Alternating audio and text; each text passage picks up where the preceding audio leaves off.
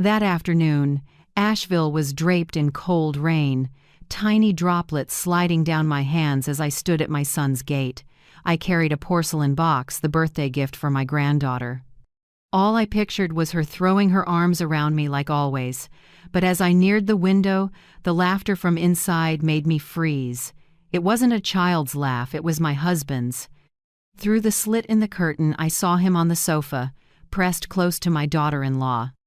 Her head rested on his shoulder, her fingers tracing little circles on his collar like they were a pair of secret lovers.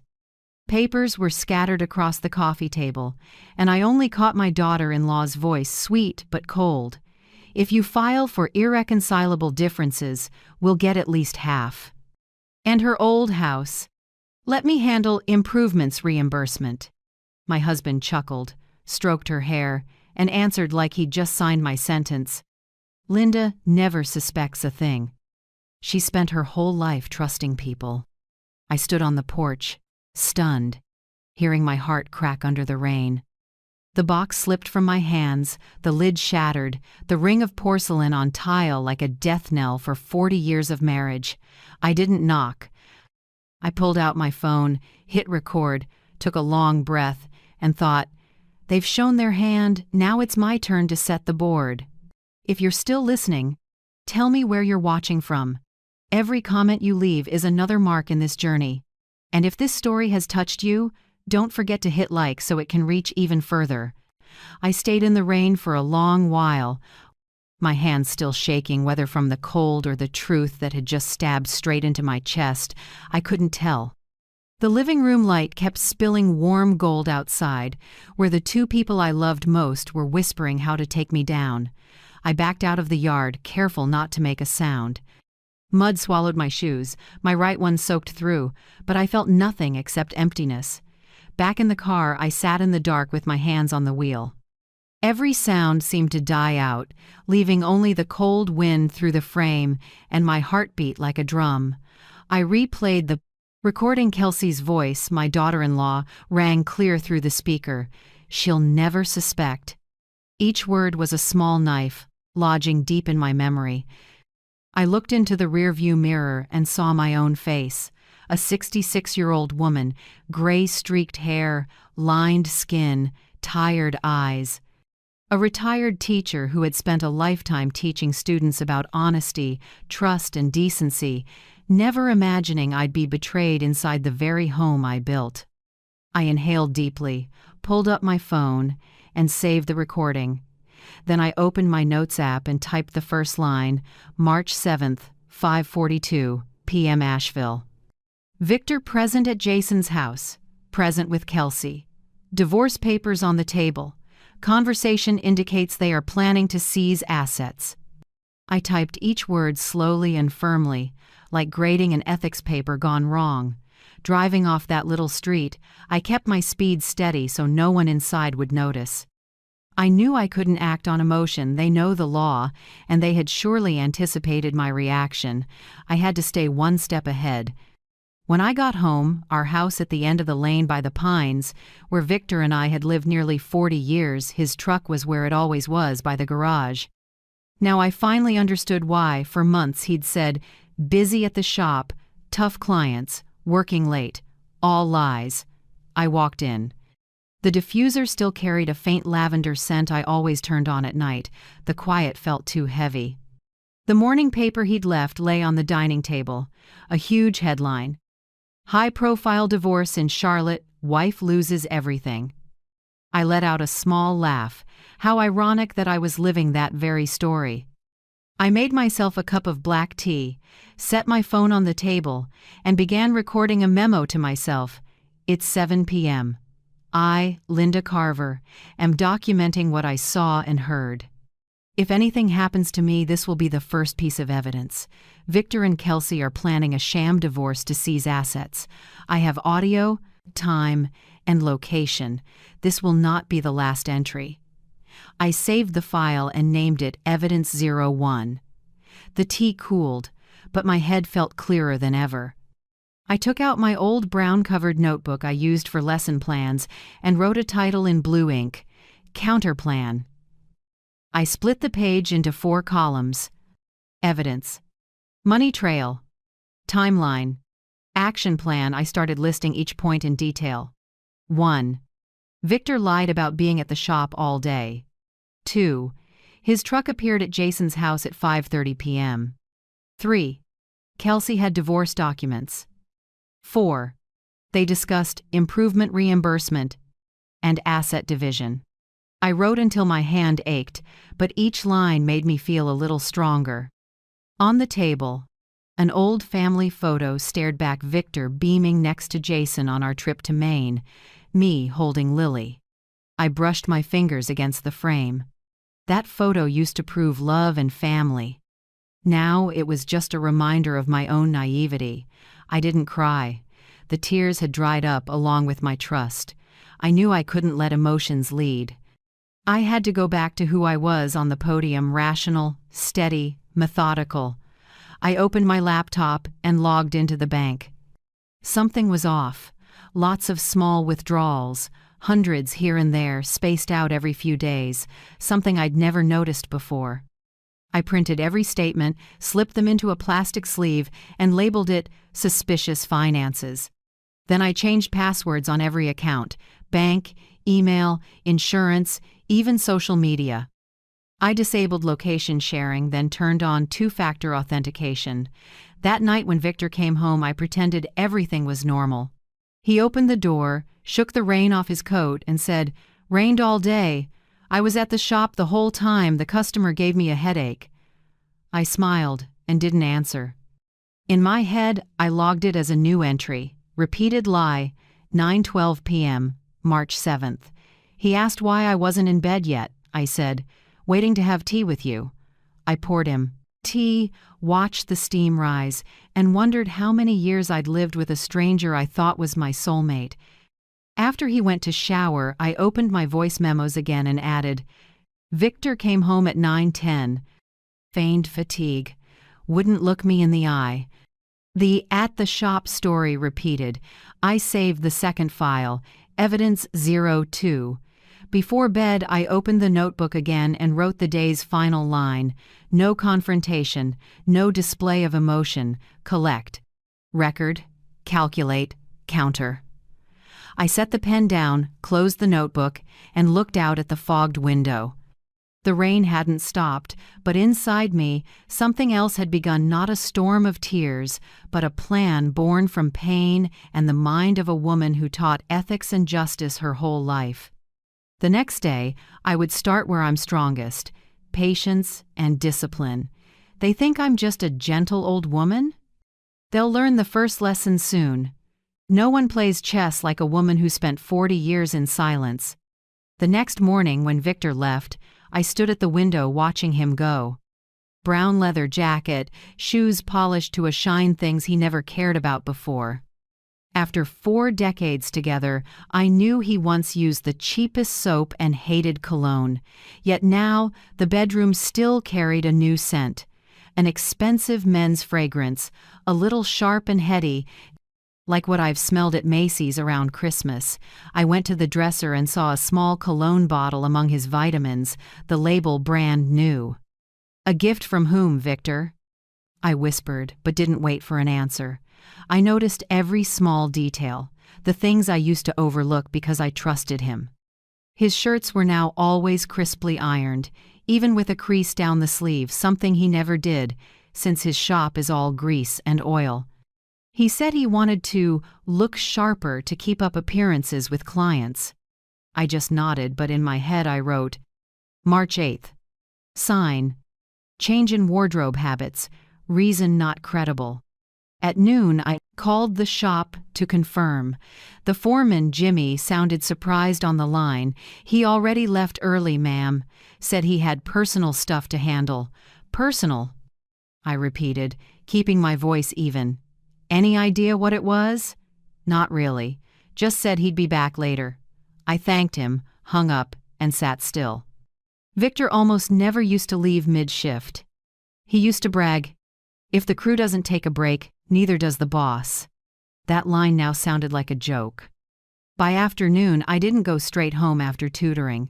Instinct pushed me to swing by my son's neighborhood. Maplewood was quiet as always, maples casting shadows on the stone-paved walk.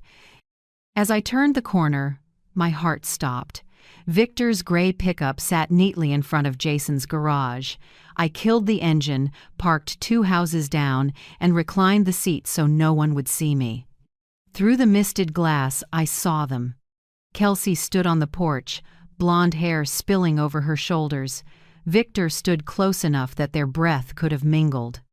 She tilted her head up, said something that made him smile, the smile I hadn't seen on him when he looked at me in a long time. Then Kelsey reached up, adjusted his collar, her fingers sliding slowly across his shoulder, then down his chest, intimate. No words needed, no more proof required. I understood. I pulled out my phone, opened the camera, and snapped a few quick shots.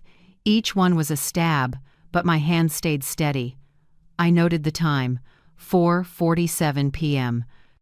License plate, NC 237FK. I saved everything in a folder labeled Proof. Just as I went to start the car, the house next door opened. Jason's neighbor, Mrs. Collins, stepped out in a blue knit coat, mail in hand.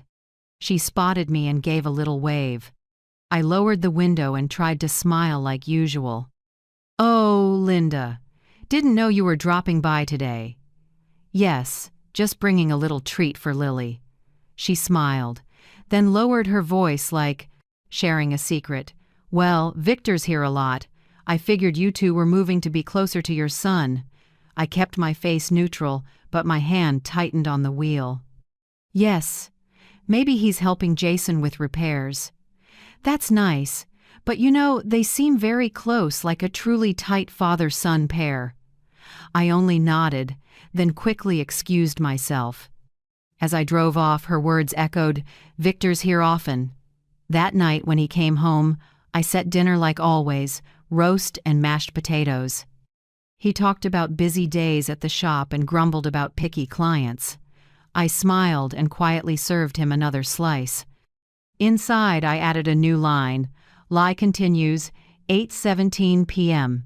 After he fell asleep, I gathered his laundry. In his coat pocket, I found a motel receipt. Green Valley Motel, Asheville downtown, dated last week. Time, from 1:20 p.m. to 5:10 p.m. I sat on the bed, hands trembling as I stared at the bold print. Room 214 paid in cash. There's no explanation that could excuse that. I tucked the receipt into an envelope, wrote the date, and hid it in the secret drawer of my desk.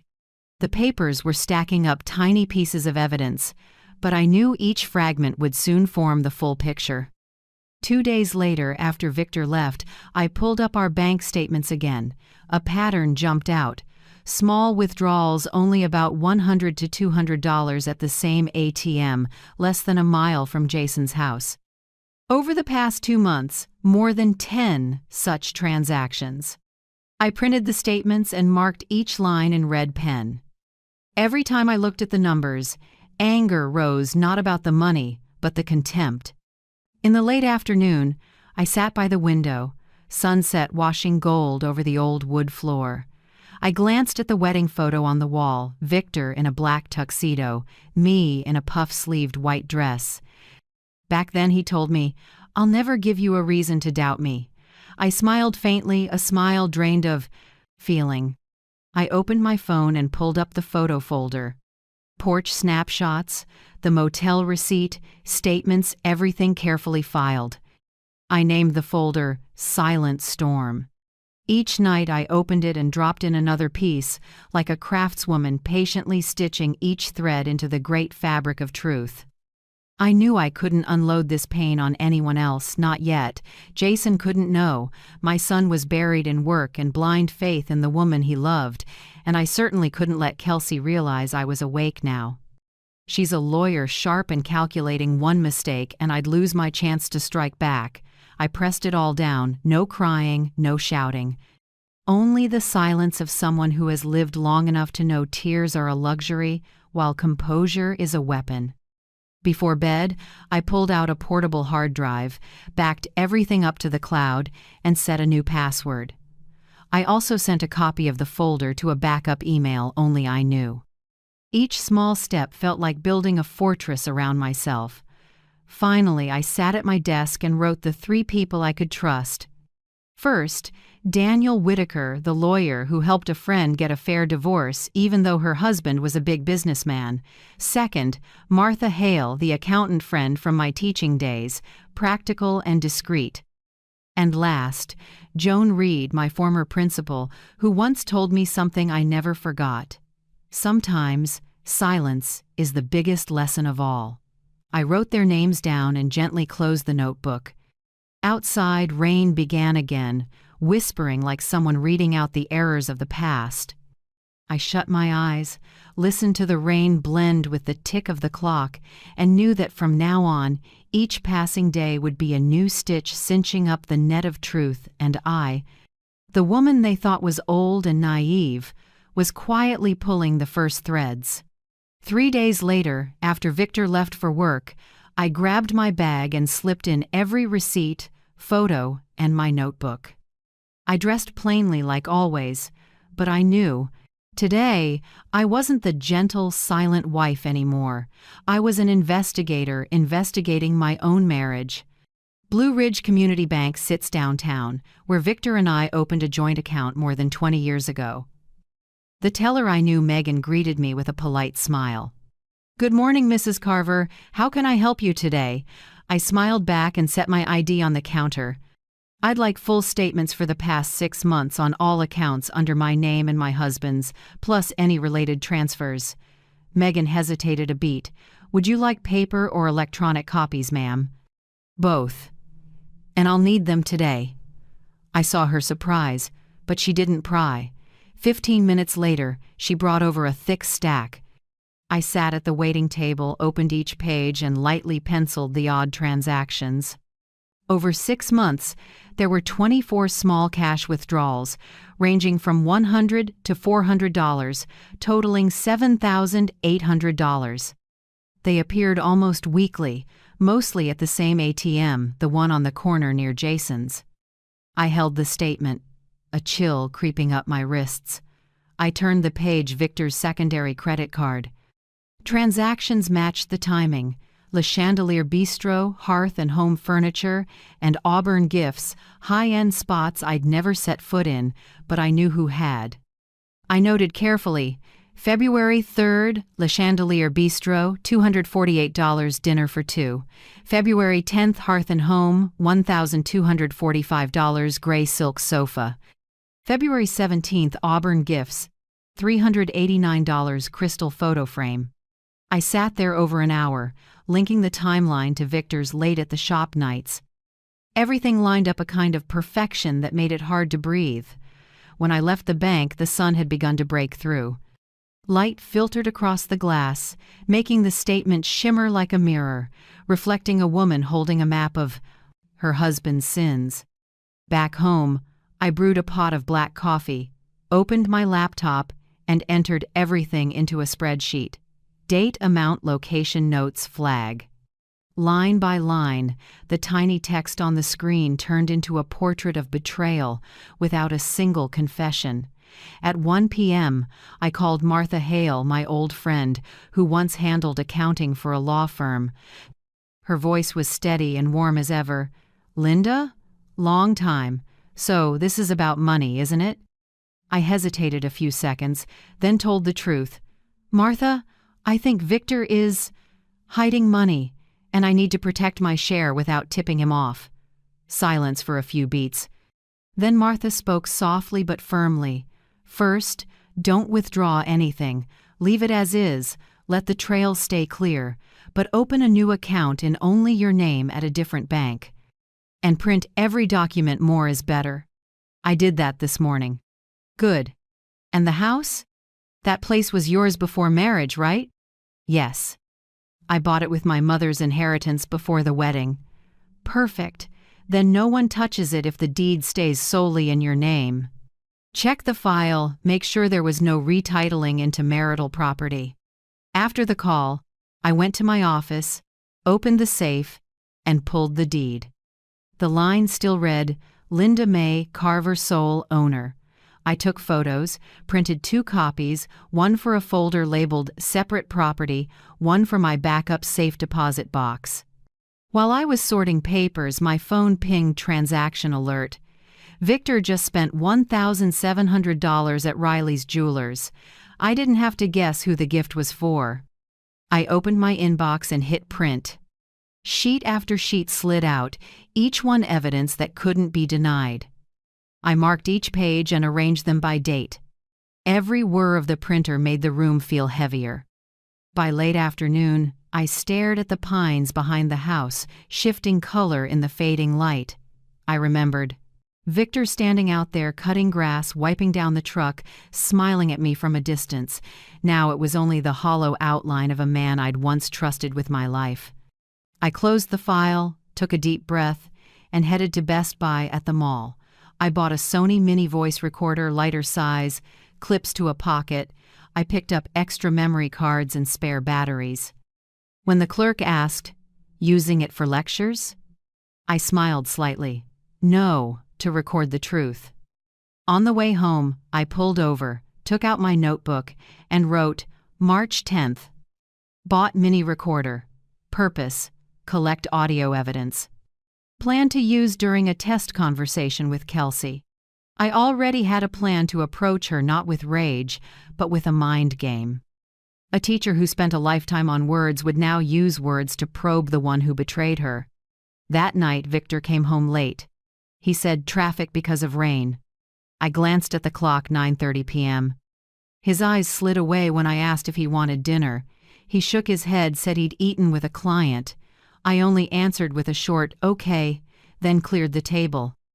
In my mind, the timestamps lined up like a spreadsheet ready to run. After he fell asleep, I sat alone in the living room. The house was so quiet I could hear the rain tapping the roof. I opened the laptop and added the day's final line. March 10th, Riley's Jewelers, $1,700, Victor's card. Conclusion: withdrawals and spending outside the marriage. I shut the laptop and leaned back. Part of me wanted to scream and confront him right then, but the rational part, the one I honed over 40 years of teaching, said something else. Don't rush. They're strong with words, but weak against evidence.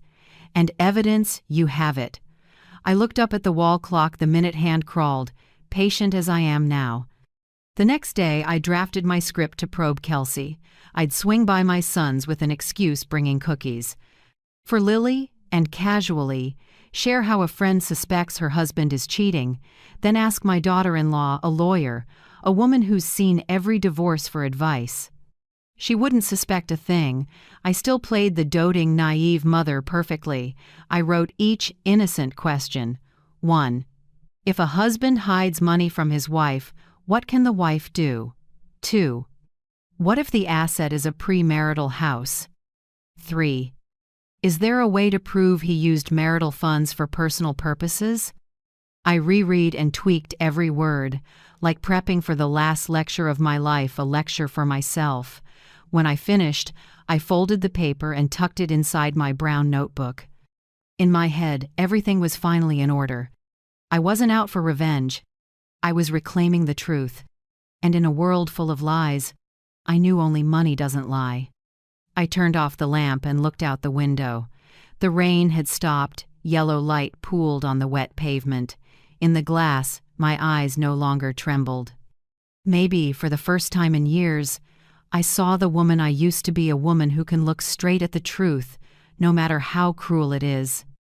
I used to think things like the cloud, GPS tracking, or anonymous email were just for kids.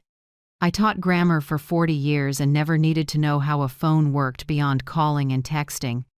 But now that my life had turned into an unofficial investigation, I knew I had to relearn it all, and this time, the syllabus was my survival. The first person I thought of was Noah, the 16-year-old next door, the Hendersons' son. Smart kid, he'd helped me reset the Wi-Fi a few months back. I waited until afternoon, saw him washing the car in the driveway, and called over. Noah, do you have a minute? I need help with some tech stuff. He looked up, wiped his hands on his jeans, and grinned. Of course, Miss Linda. I know you're the most dedicated student on the block. We sat on my porch. I laid out my phone, laptop, and the new mini recorder on the table. I want to learn how to record discreetly, store data safely in the cloud, and track a specific item like Find My iPhone, but for keys. Noah's eyes widened, amused. Are you doing a project? I smiled. Yes, a project about honesty. He laughed and didn't pry. For 2 hours I learned how to set up an AirTag, sync it with my iPhone, and hide the app so no one would spot it. Noah also showed me how to set alerts if the tracked item moved outside a safe zone. I tested hiding the AirTag on Victor's keyring, the birthday gift he'd bragged about because it's engraved with my name. I took a photo and tagged the first location. Garage 5:52 p.m. He also showed me how to create a private folder in iCloud that only I could access. Use a password with letters, numbers, and symbols. Don't use birthdays or family names, Noah said. I nodded and wrote in my notebook like I was taking dictation. Don't let anyone guess I know. Before he left, Noah installed a movement tracking app linked to the AirTag and said, Now, if the keys go anywhere, you'll know. Even when you're not home. I thanked him, handed over some fresh-baked cookies and joked, I'll never mark you down if you forget your homework. That night, I started testing the recorder. I clipped the tiny device inside my cardigan sleeve, then talked normally to myself to check the audio. After that, I tried it in my purse, in a water bottle, even tucked between books on the shelf. Each playback, I adjusted levels and found the clearest spots. It felt like lesson planning, except this time, I wasn't teaching students. I was teaching myself how to survive in a world of liars. When I felt confident, I opened my laptop and created a secret email address. No real name, no profile photo. I chose Old Bookshelf 89, my way of reminding myself I was still the bookish old teacher, not a detective in my own life. I uploaded everything there, audio files, photos, statements, receipt images. I also backed up my entire iMessage thread with Victor. Some texts looked harmless at first, but reading them again, I saw the layers of coldness dressed up as politeness. I'm busy tonight. Sleeping at the shop. Don't wait up for dinner. Those aren't a husband's texts. They're a man splitting his time between 2 separate lives. For 3 nights straight, I tracked the AirTag data. Victor's schedule was almost down to the minute. 7 a.m. Out the door, 8 a.m. At the shop, noon leaving, 12:20 p.m., arriving in Jason's neighborhood, and back downtown at 5 p.m. One morning I printed the movement map and stared at the blinking blue dots like footprints of betrayal on the screen. I taped that map to the wall beneath a line. Truth doesn't need to shout, it just needs to be seen. On day 6, I decided to stage a Lily's birthday plan so I'd have a legitimate reason to be at Kelsey's house. I texted Jason, I want to bring cookies and start decorating for Lily's birthday. Is this weekend okay? Jason replied fast, Of course, Mom. Kelsey said she's getting a gift for her too. I smiled. Everything was set. I'd arrive early with the recorder and a gift bag with a small pin cam clipped inside a brooch. I wasn't aiming to catch them in the act, but to capture how they looked at each other, how they spoke, how they performed the role of a perfect family. While prepping, I bought a doorbell camera with online storage. I told Victor I wanted more security because I heard about break-ins nearby. He agreed right away, not suspecting I needed a reason to see who came and went from my house each day. That evening, I installed the camera and checked the angle. Anytime Victor came home late, I could see him through the app. I studied his patterns, often sitting in the car for a few minutes, as if rehearsing the lie in his head. One night, I watched him wipe his collar with a tissue before coming inside. I zoomed in. There was a faint lipstick mark, bright red. I saved that clip and timestamped it. What I felt now wasn't pain, it was cold clarity. Everything in my marriage fell into two buckets: data and target. If I let feelings in, I'd lose. If I stayed logical, I could force them to face their own consequences. Once I had enough, I drafted my first summary. Each line short and precise, like a case brief, 24 small cash withdrawals totaling $7,800. Restaurant, furniture, and jewelry receipts matching Victor's absences. AirTag pings matching Jason's address 4 days a week. Motel receipt and images of intimate interactions with Kelsey. Using the anonymous email, I sent the files to attorney Daniel Whitaker, Martha's contact I'd never met, only told he was principled and does not tolerate crooked lawyers. I wrote the subject, Case, Marital Asset Fraud Request Confidential Assessment. In the body, I kept it brief. I am a wife suspected of being deceived and having assets diverted. This is the initial data set. Please confirm receipt and protect my identity. When I hit send, my heart thumped once, then settled. No one knew what I'd just done. Victor was still asleep on the sofa with the news on. I looked at him, the man I once loved, now just a figure in my counterplan. I closed the laptop, turned off the lights, and stepped onto the porch. Asheville's night was quiet wind through the pines, warm lamplight on wet brick. In the dark, I didn't feel like a betrayed wife anymore. I felt like an older student who just passed her first exam in the digital age. I'd learned that technology isn't only for the young. It's the new language of truth, and once a teacher learns that language, no liar can outsmart her. Saturday morning, Asheville was clear as glass. I slipped a box of chocolate chip cookies into a tote and checked the mini recorder hidden under the napkin lining.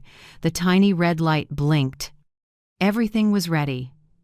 I looked in the mirror, fixed my hair, and smiled, not the smile of a victor, but of someone who has learned to hide her feelings. I got to Jason's right at noon. Kelsey opened the door, still pretty, makeup light but polished. She hesitated a beat when she saw me, then gave a polite smile. "Oh, you're early." Jason just ran out to grab a few things for lunch. "That's fine. I just brought some cookies for Lily. She loves these." I walked in, keeping my manner easy. The house still smelled like vanilla candles, soft music playing from the speakers. I noticed it right away. The living room sofa wasn't the old one. It was a gray velvet set, identical to the furniture receipt I'd seen on the statement. I brushed the edge and smiled. "Beautiful sofa. New?" Yeah. A designer friend gave me a discount," she answered a little too quickly. I sat, set the cookie box on the table, and began, "I've noticed Victor's been different lately." Kelsey tilted her head, her face shifting to practiced concern. "Different how?" "Home late more often. Says he's at the shop all evening, but he smells like cologne and his shirts are crisply ironed. Do you think it's normal for a 61-year-old man to change like that?" She gave a small, sympathetic smile. "Maybe he just wants to refresh himself. Men get scared of aging sometimes, so they pay more attention to how they look." I looked straight at her, calm. "Maybe, but if a friend of mine suspects her husband is cheating and the other person is a relative by marriage, what would a lawyer advise her to do?" Kelsey froze briefly, picked up her phone, fingers flying, probably a text. She replied in a more professional tone. "Well, first she needs evidence, you know that. Then prep for asset division. If there's a house, land, or joint accounts, she should lock it all down. And if the husband tries to move money, the wife can ask the court to freeze assets." I nodded, attentive. "What about a separate house? Say a premarital property?" She arched a brow, clearly interested in the legal angle. "Technically separate property isn't split, but if there were upgrades, renovations, improvements during the marriage, and joint contributions can be proven, the other side can still claim reimbursement. Depends on how good the lawyer is." She sounded so confident, I could almost hear the arrogance. I feigned confusion. Wow, complicated. So if the husband has a strong lawyer, the wife could lose a lot? Kelsey smirked slightly. Not necessarily. What matters is who prepares first. If you plan it well, the person who understands the law won't lose anything. That line hit the quiet room like a pebble thrown onto a still lake. I felt every word, "won't lose anything." It wasn't advice, it was the manifesto of someone practicing it. I still remember that moment, her confident smile, me just listening, steady as a lake. Not because I was weak, but because I already knew. Wind can blow words away, but it can't blow away evidence. What do you think about that moment? Is silence the strongest form of payback? Tell me in the comments, I truly want to know what you'd choose. I chuckled lightly, easy as small talk. Sounds like you've handled a lot of these cases, huh? She laughed softly, shrugged. Oh, it's the job. At my firm, divorces over assets happen all the time. I glanced down at the phone in my purse. The recording light was still on. Everything was being captured, every word. Right then, Lily burst out of her room, pigtails bouncing, clutching a plastic doll. She squealed, "Grandma, you're here." I opened my arms and kissed her forehead. The warmth softened me, but her next line cut cold. "Grandpa came yesterday when Dad was at work. Mom said he was fixing the cabinet." The room went silent. I kept smiling, smoothing her hair. "Really? Grandpa's very handy." Kelsey hurried up to gather cups, flustered. "She's just chatting, Mom. Victor only stopped by to say hello." I looked at her, expression unchanged. Kids remember well. Sometimes better and more honestly than adults. The air grew heavy. I stood and glanced at my watch. I should get dinner started. "I'll catch Jason another time." Kelsey nodded, voice stiff. "Okay. Drive safe." I bent to kiss Lily again, keeping my voice warm. "Keep Grandma's secret, okay?" "I'll bring cake next time." She giggled, oblivious to the storm gathering around her. Out at the car, my hands trembled slightly. I shut the door and took a long breath. My heart pounded, but I knew I couldn't let emotion win. I saved the recording. Length, 42 minutes. Clear audio. I played a few clips. Kelsey's steady professional tone, punctuated by her soft laugh. If joint improvements can be proven, the other side can claim a share. What matters is who prepares first. Won't lose anything. Those 3 lines, just 3, sketched the entire picture.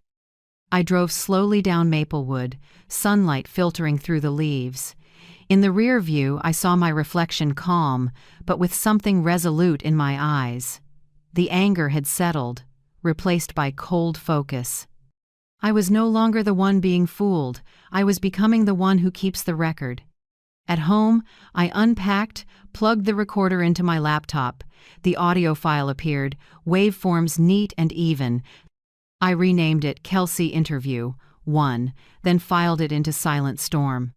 I sent a copy to Daniel Whitaker's anonymous intake email with a note, audio of discussion between female subject K and me, March 16th, duration 42 minutes.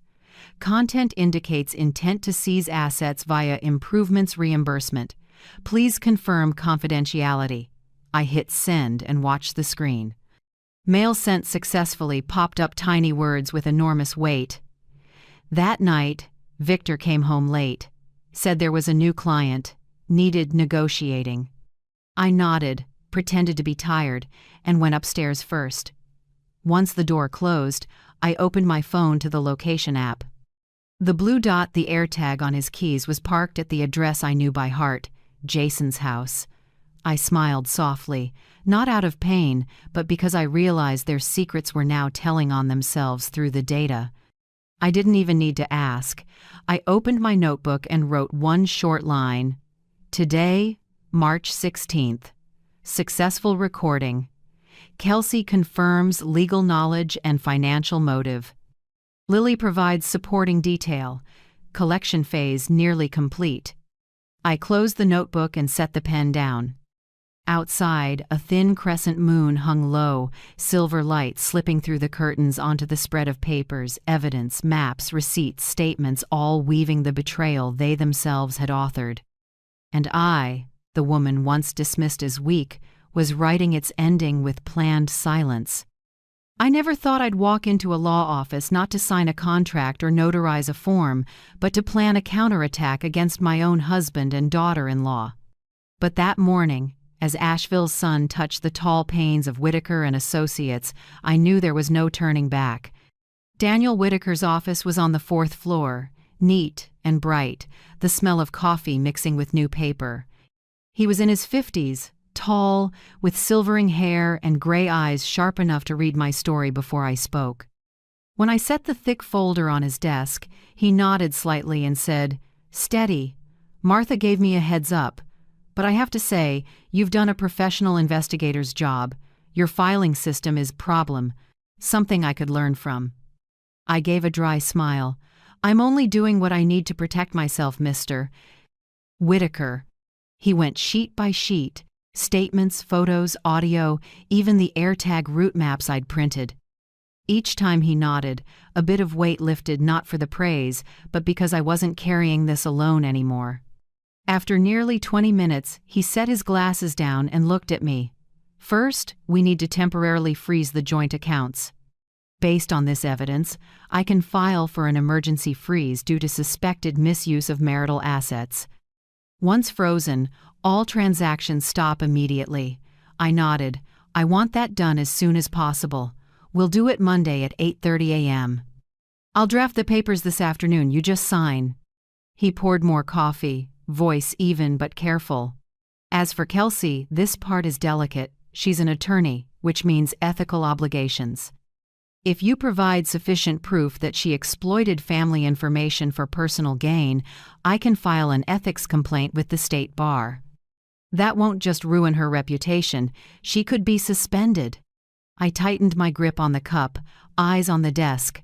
"I don't want to destroy anyone, but she destroyed my family." "I understand," he said slowly. "So we'll run 2 tracks. Plan A, reconciliation. You confront them in a family meeting, present the evidence, and give them the option to sign a quiet separation agreement. Plan B, if they push back, I file immediately.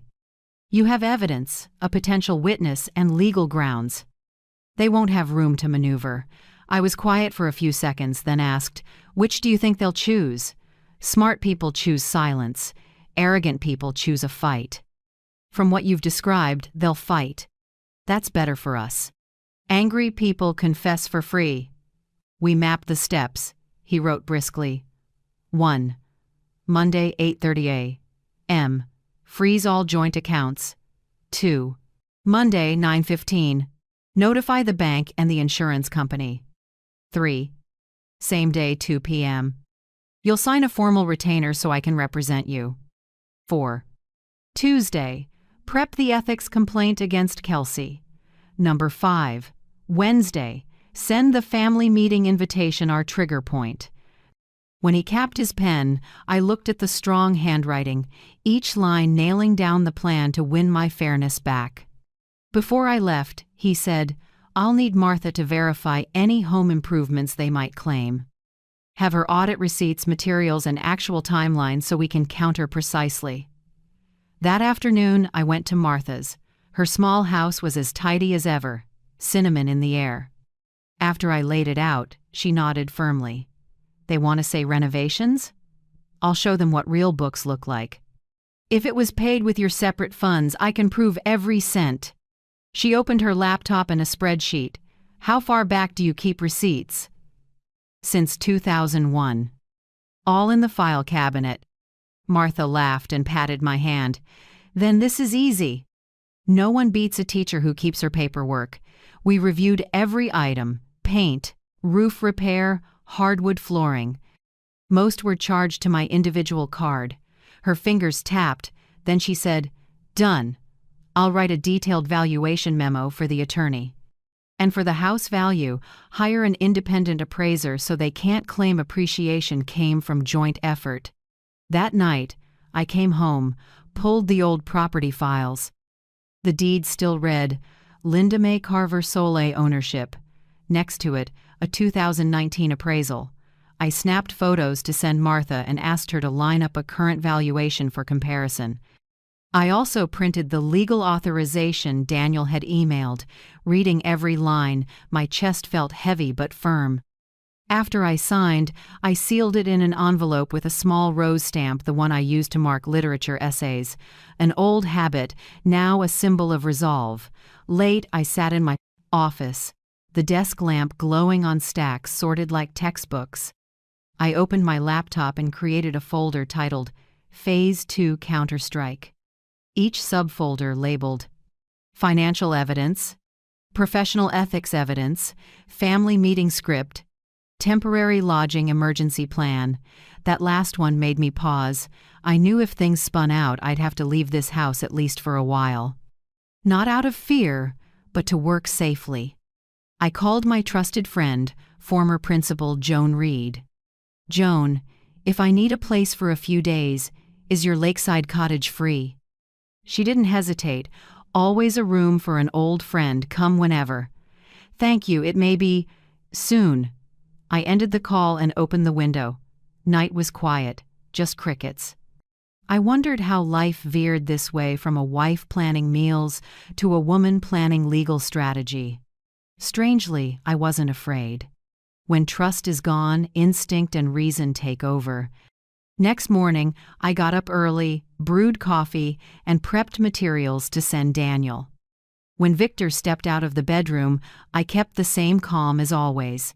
He asked, "You're up early?" "Couldn't sleep. I want to reorganize the file cabinet and get the tax binder ready." He nodded, not the least bit suspicious. I watched him head for the door, the key ring with the AirTag glinting in the sun. The blue dot on my phone's map would start moving again, leading me to places he never imagined were being tracked. I smiled, not bitterly, just the smile of someone who knows she's holding the upper hand. That afternoon, I got a confirmation email from Daniel Whitaker. Received all documents. Account freeze order will be submitted at 8:30 a.m., Monday. Have your ID and the power of attorney ready to sign at the bank. After that, we'll plan the family meeting later in the week. Let them believe you're still the gentle woman they think they know. I reread the last line, let them believe. I don't think I've ever seen advice so perfectly true. That evening, I baked an apple pie, Victor's favorite. When he came home, I served it like nothing was wrong. He said, "This is great. You always know how to spoil me."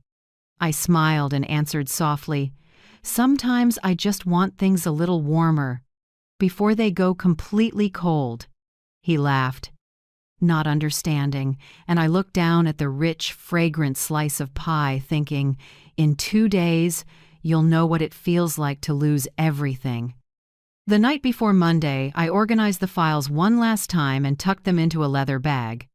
On the sticky note outside, I wrote briefly, Monday, 8:30 a. Freeze. Wednesday, family meeting. No trembling. No forgiveness. I turned off the light and sat in the dark for a long moment. Moonlight slipped through the curtains and fell across my hand, the hand that had cooked meals, written lesson plans, wiped my son's tears. Now it was about to sign the paper that would change our family's course forever. But maybe justice doesn't always come from a courtroom. Sometimes it comes from a woman who stands up quietly at the right time. Monday morning, 7:45. I sat in the kitchen with a cup of coffee, looking out at the garden still covered in dew. Everything was quiet, except the clock ticking like a countdown. Next to me, my phone showed a new email from Blue Ridge Community Bank. Confirmation of temporary legal hold on accounts. I read that line over and over, feeling like I'd just laid the first brick of a protective wall. Right at 8:30, per Daniel Whitaker's plan, all joint accounts for Victor and me were completely frozen. Every transaction, credit card, auto transfer, everything stopped at once. I pictured Victor at a gas station, swiping his card like usual, and the machine saying, Transaction declined. He'd probably think it was a glitch. But in a few hours he'd learn the error wasn't in the machine, it was in his choices. 9:55. My phone buzzed. Victor's name lit the screen. I answered slowly. Linda? Can you check what's going on? My card won't run. The ATM's failing too. Even the auxiliary business account is locked. I kept my voice even. Really? I'll call the bank and ask. They're probably doing maintenance, but it's weird my other joint account is down too. Can you call them for me? Sure, I'll check, don't worry. His voice shook a bit, though he tried to sound calm. I heard typing and a car door slam. He was probably trying to pull cash somewhere. When the call ended, I checked the time exactly 10 a.m. Step 1. Perfect. At 11 a.m., the phone rang again. This time it was Kelsey. Hi, Mom, Victor said. There's an issue with the accounts. I have a friend in the banking system who can take a quick look. If you give me the account numbers, I can call them to speed things up.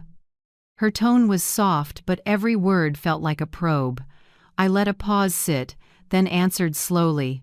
Oh, that's kind. But I think it's just a technical mix-up. I'll call the bank, no need to trouble you. Mom, banks are usually slow to respond. I just need a few minutes. I cut in gently but firmly. It's okay. I prefer speaking directly. I put the call on speaker and dialed the bank's customer service right in front of her. She didn't know I had auto record turned on. Hello, this is Linda Carver. Our accounts were just frozen. I'd like to know why. The woman on the other end spoke clearly. Yes, Miss Carver.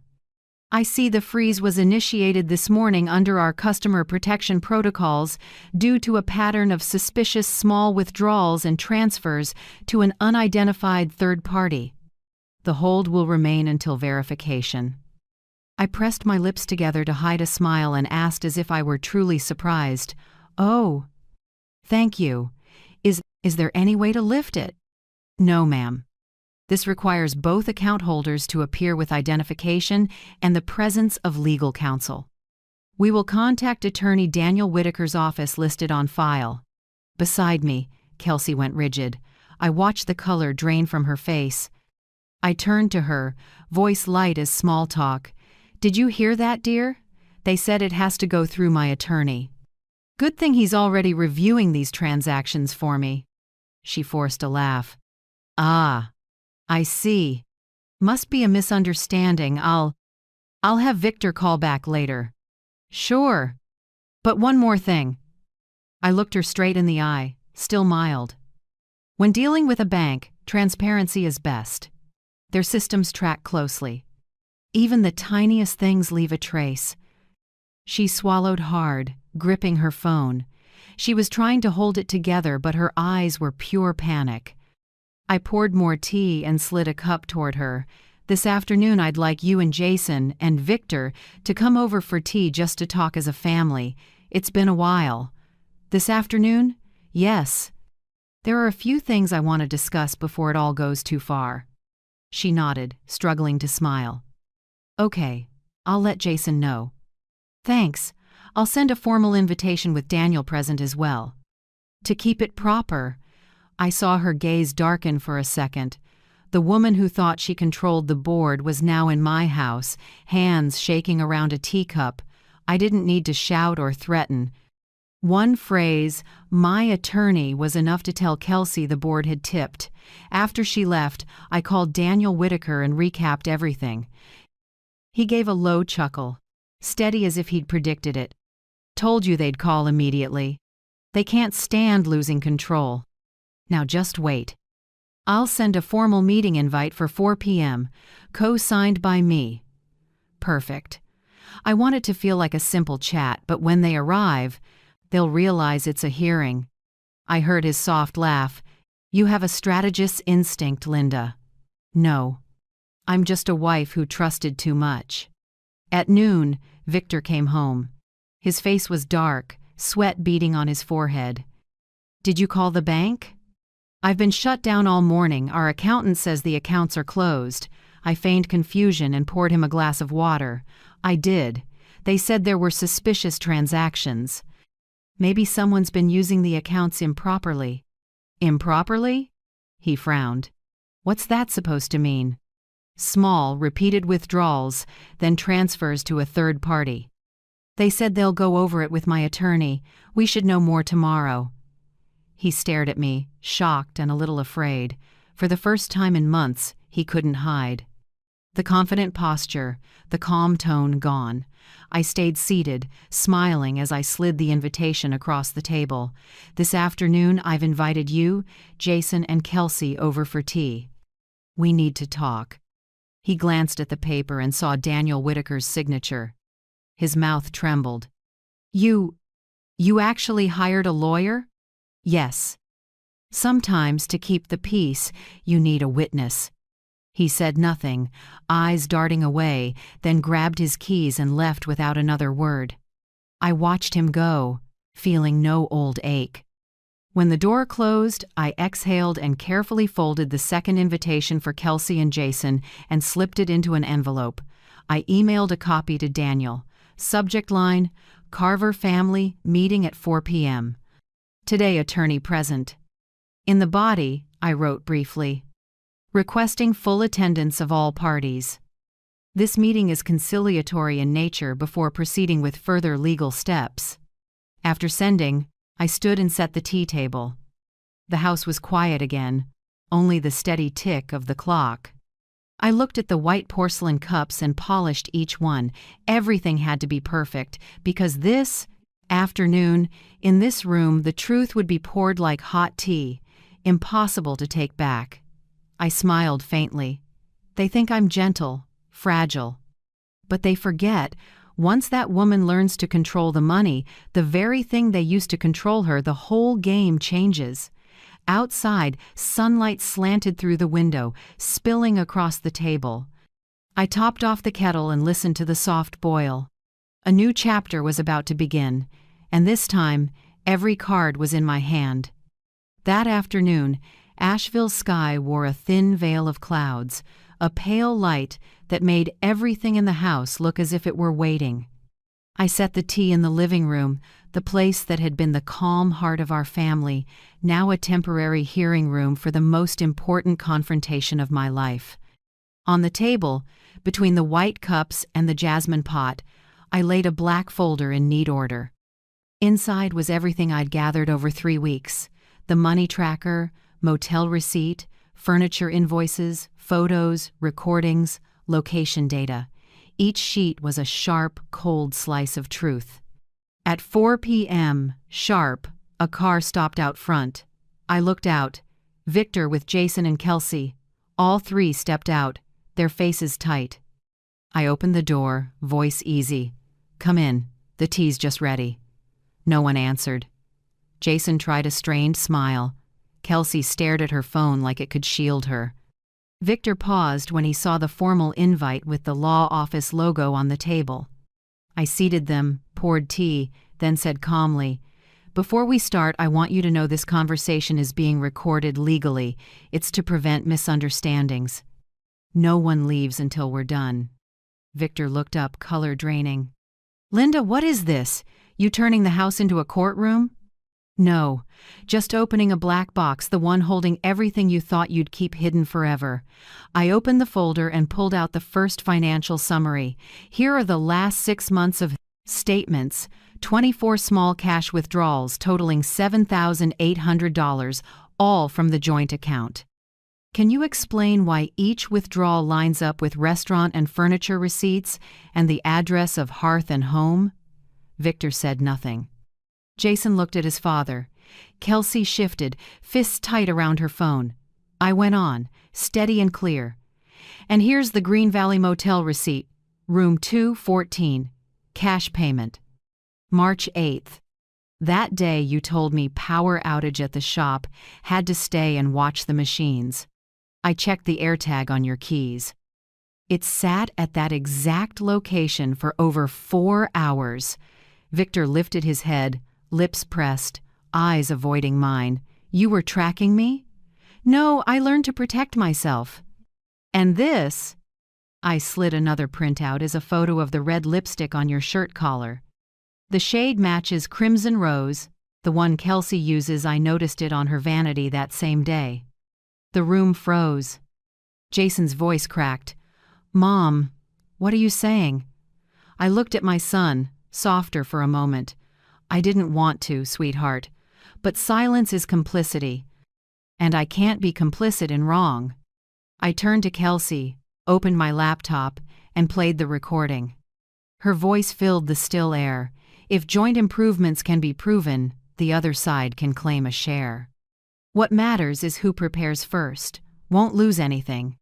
Kelsey went pale, lips trembling. You recorded me, Mom? I was just speaking in theory. Really? That's odd, because right after that, a motel booking email from Kelsey, law firm at Gmail, matches the exact time the AirTag shows Victor on site. I have the screenshots, and the IP address matches Jason's home Wi-Fi. Jason shot to his feet, hands shaking. Kelsey? She grabbed his hand. Jason, let me explain. I cut in, still calm. No need. I also have confirmation from Mrs. Collins, the neighbor. Across the street. She saw Victor at your house at least 3 times a week while you were at work. She even snapped the license plate, thinking a stranger kept showing up. Victor stared at his lap, fingers knotted. Jason sagged back into his chair. I knew this would wreck him, but truth waits for no one. I slid over Martha's valuation. These are the home improvement costs you plan to use for reimbursement. Every item paid from my separate account, with my signature on deliveries. This house is entirely separate property. No one has a right to even a percent. Kelsey bit her lip, eyes wet, but I saw no remorse, only fear. I pushed the final set of papers to Victor, a separation ultimatum. Victor, I've already signed. You keep the shop and the truck, they're your labor and contribution. But this house, my mother's house, where I've lived all my life, you won't touch it. If you sign today, I won't pursue criminal charges for financial abuse or interference with ownership. If not, my attorney files in the morning. He opened his mouth, and I lifted my chin, voice cooler. And before you say anything untrue, remember this is being recorded legally. I've filed notice of recording with counsel. No one leaves until we're done. The air thickened. I could hear the clock ticking like the house's heartbeat. I looked straight at Kelsey, voice low but firm. As for you, I've filed an ethics complaint with the North Carolina Bar for using your legal knowledge for personal gain within the family. They'll investigate. Maybe it's a suspension, maybe disbarment. That depends on what you choose today. Her mouth fell open, lips quivering, hands laced as if to hide them. Jason stared at his wife, eyes full of hurt and disappointment. I stood and gave a small signal. The door opened and Daniel Whitaker walked in, jacket crisp, file case in hand. He glanced around, nodded to each of them, and sat beside me. His voice was low and steady. I represent Mrs. Linda Carver. This meeting is formally noted in the civil record as a witnessed family conciliation. Objective: reach a voluntary separation and confirm asset allocation. From this moment, all statements carry legal weight. If anyone leaves, it's considered a forfeit of response. Victor sat rigid. Kelsey hung her head, tears starting. Jason watched me, torn in two. I knew he was breaking, but at least he would see with his own eyes, not through someone else's sweet lies. Daniel reviewed the record I'd assembled. I didn't interrupt. I just watched my hands around the warm teacup, lighter than I'd felt in years. After 40 years of blind trust, for the first time, truth was on my side. When he finished, he said clearly, "Mrs. Carver offers 2 options: sign the separation today or the case proceeds to county court. All parties are advised to limit statements to avoid aggravating factors."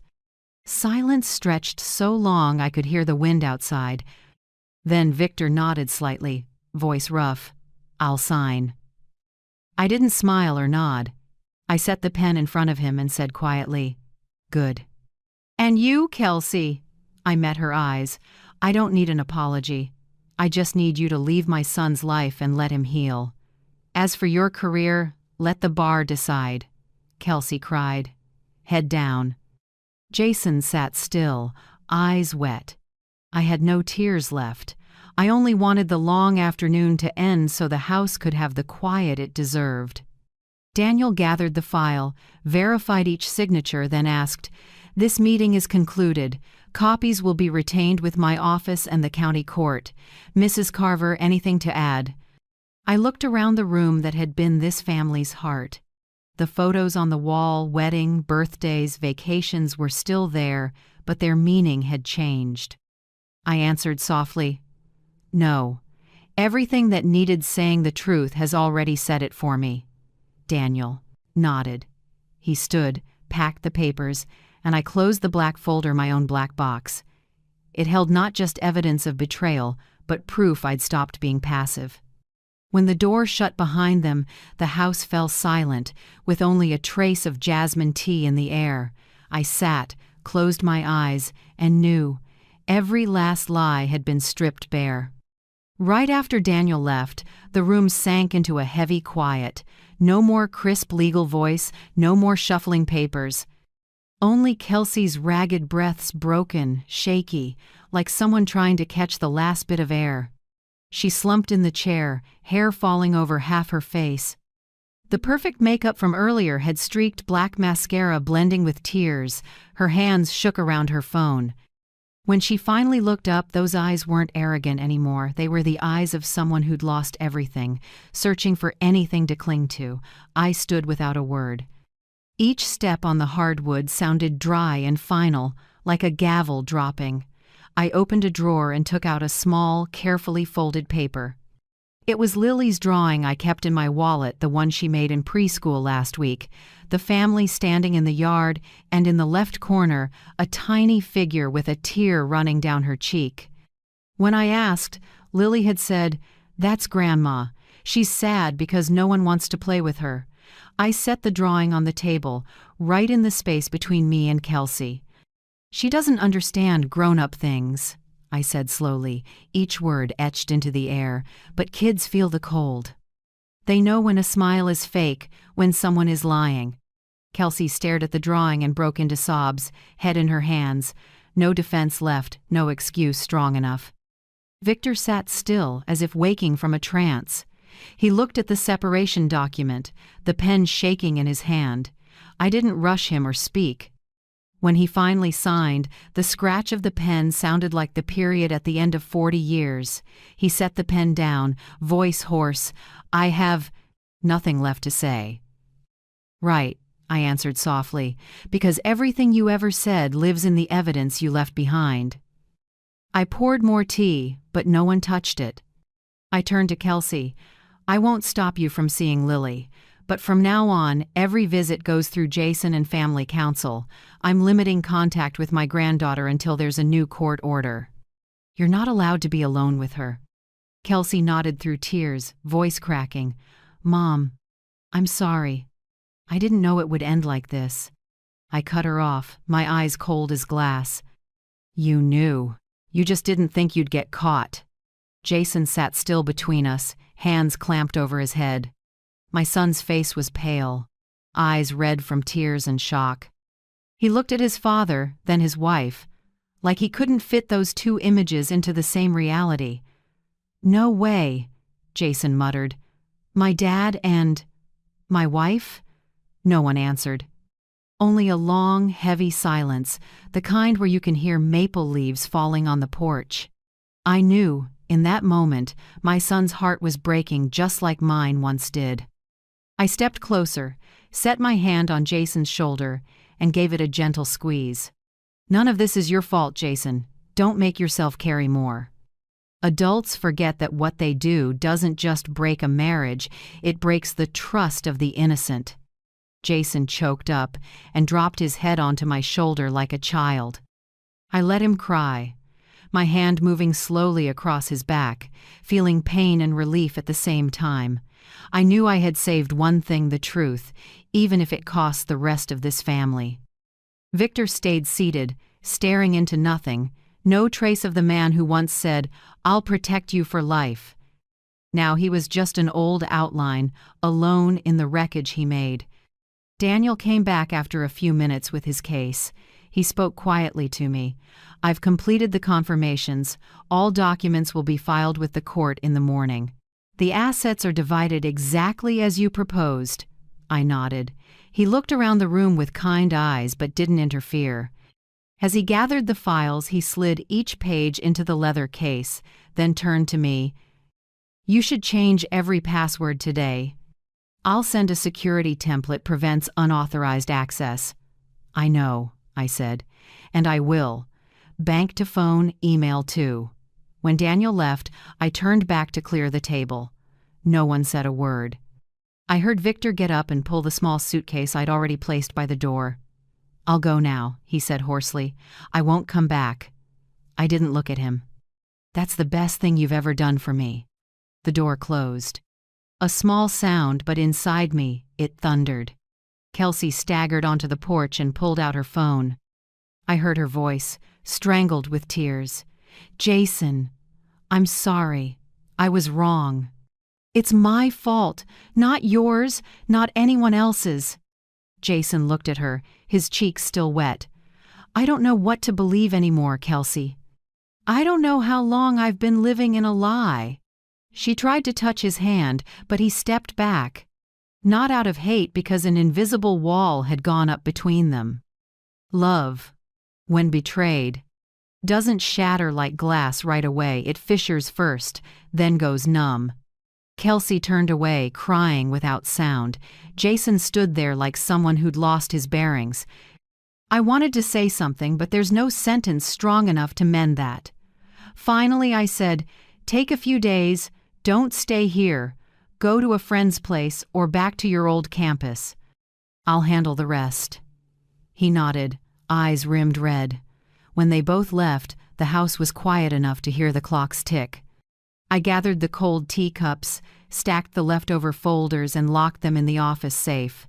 I changed every password, account by account, bank, email, cloud, even an old social media login. I updated security questions, removed old links, and turned on two-factor authentication. Daniel had said, "Whoever controls information controls the board." I understood that now more than ever. When I finished, I opened the cabinet, took the black file, the one I called my black box, sealed it in a waterproof bag, and drove to the bank. I placed all evidence and original papers in a safe deposit box at the main branch.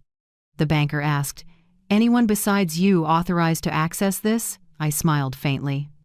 "No one, just me." On the way home, I lowered the window and let the wind through my hair. Asheville cooled toward evening, but I felt a strange calm. I had lost a marriage, lost trust, lost the illusion of a perfect family. In return, I'd gained freedom, the thing I didn't know I was missing. When I parked at the gate, I looked up at the house, now empty. The last light of day came through the frame, catching tiny dust motes in the air. Maybe tomorrow I'd clean everything, repaint the walls, set a few new pots of flowers. The masks had fallen, the truth was bare, but it was also the first light after years of dark. I shut the car door and gripped my keys. Inside, the house waited for me, quiet, clean, and for the first time, entirely mine.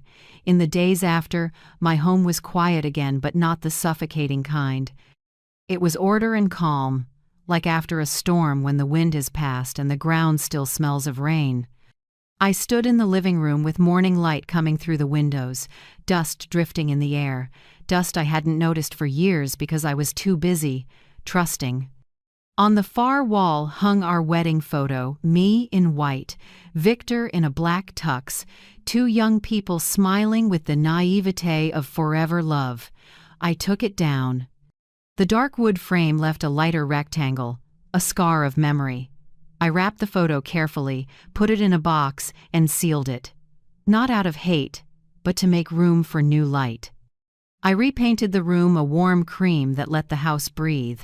With each stroke, I wiped away old layers, not just paint, but silence, hurt, and lies that had clung to these walls. I changed the curtains, reset the desk, arranged the shelves, and hung up the landscape Lily drew for me. Grandma and me in the garden. It was simple, but when I looked at it, I felt a joy I'd forgotten. I decided to turn the house into a literature classroom. Every morning, I held a small class for older neighbors, people who'd left school for life and children. We read Shakespeare, Dickinson, Frost, and sometimes wartime love letters. They told me they came not just to learn, but to remember how to keep living. Maybe I was learning that too. One April afternoon, Jason came back. He'd lost weight, but his eyes were lighter. He stood at the door, a suitcase in hand. "I'm coming home for a while, Mom. Lily needs a quiet place." I only nodded and opened my arms. We hugged for a long time. I didn't say welcome home because it had never stopped being his home. With Jason back, the house had laughter again. After therapy sessions Daniel helped arrange, Lily started sleeping through the night, fewer bad dreams. She sang and drew again, only now her pictures didn't have Grandma crying in the corner. We gardened together. Each morning Lily and I planted another row of white daisies. Jason fixed the fence and repainted the gate. In his eyes I saw a light I hadn't seen for a long time, the light of someone learning to forgive himself. I also saw a therapist, as Daniel suggested. Dr. Marion, silver hair and a steady voice, told me, "Linda, forgiveness doesn't mean accepting what they did. Forgiveness means you let yourself move on without carrying them in every step." I wrote that in my notebook. At night I'd reread it and add, "I didn't seek justice for revenge. I sought it so I could rest." When the legal work was done, I set up a trust for Lily. The house, savings, and small investments would slash and did all be hers when she was grown.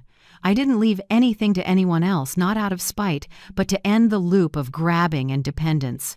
Lily deserved a future that starts with trust, not suspicion. As for Kelsey, I had no contact. Daniel told me the disciplinary process was underway. The ethics committee had opened a review, my recordings included. Maybe she'd be suspended, maybe worse. I didn't feel happy or sad. Everyone learns their own lesson, the one they choose. Victor still ran the little shop outside town. None of us reached out. I wasn't angry anymore, but I didn't need to forgive either. We all have our roads, and mine was clear, now straight, with no one else's shadow. Summer came, and the neighborhood buzzed again.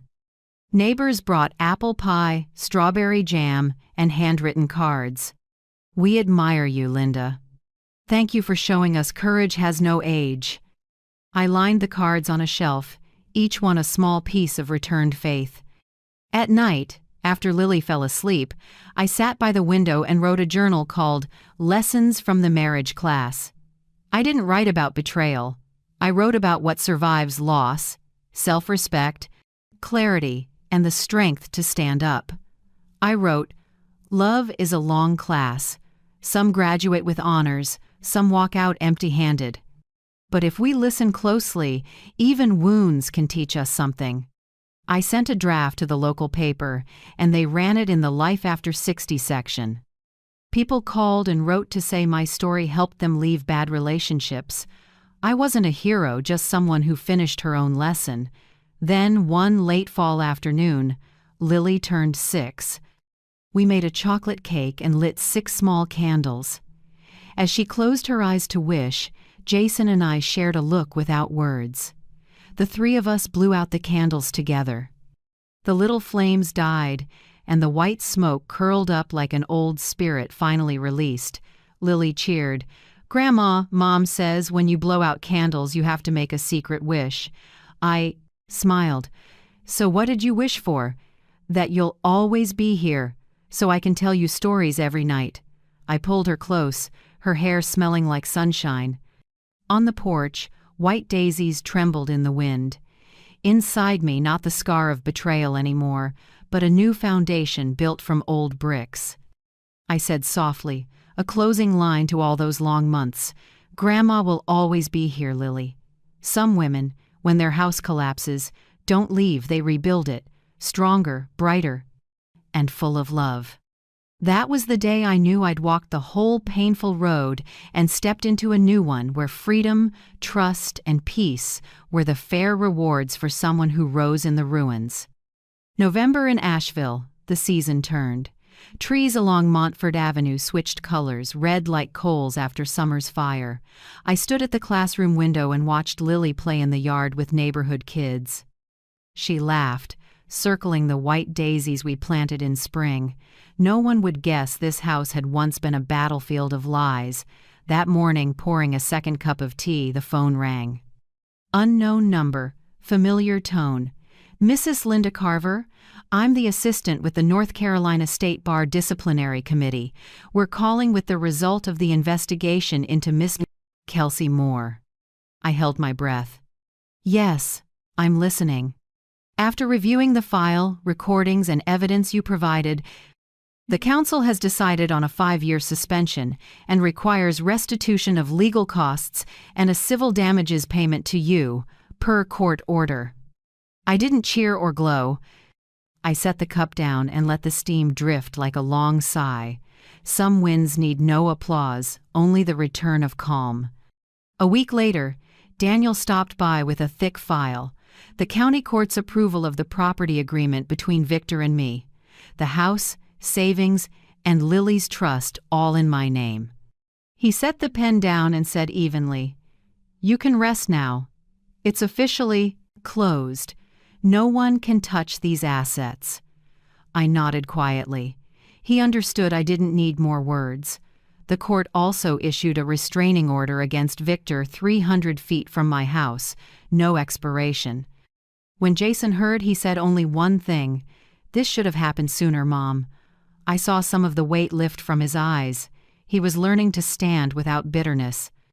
Once the paperwork had seals, Jason filed for divorce from Kelsey. I knew it wasn't easy. Logic says yes. The heart splits again. But this time, my son walked straight, no longer led by blind love. I went with Jason to the first hearing. Family court wasn't crowded, just the scratch of pens and the smell of new paper. When the judge asked, Jason spoke with steady restraint. "I'm seeking custody of Lily, Your Honor. She deserves to grow up in a healthy environment." The judge scanned the file and nodded. Evidence of Kelsey's ethical violations made everything clear. By the end, the judge ruled, temporary custody and educational decision-making to Mr. Jason Carver. Mother's visitation with supervision, up to twice a month. I couldn't hold back tears, but this time they were relief. I hugged my son outside and whispered, "You did it, Jason." "It's going to be okay," he answered, voice shaking. "I still have a place to come home to because of you, Mom." News moved quietly through the neighborhood. No gossip, just understanding. People looked at me with that quiet respect saved for those who walk through fire without burning.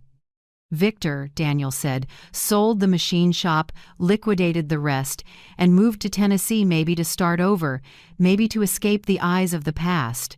I didn't ask more. Sometimes leaving is punishment enough.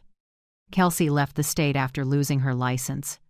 A friend said she's working at a small office in Missouri, teaching legal skills to students. I don't know if that's true. I only hope that when she lectures, she remembers the law isn't a shield for deception, it's a hand for protecting justice. With the old faces gone, my life turned a new page, quiet but meaningful. One early winter day, the president of the Asheville Women's Club visited my class. Afterward, she smiled.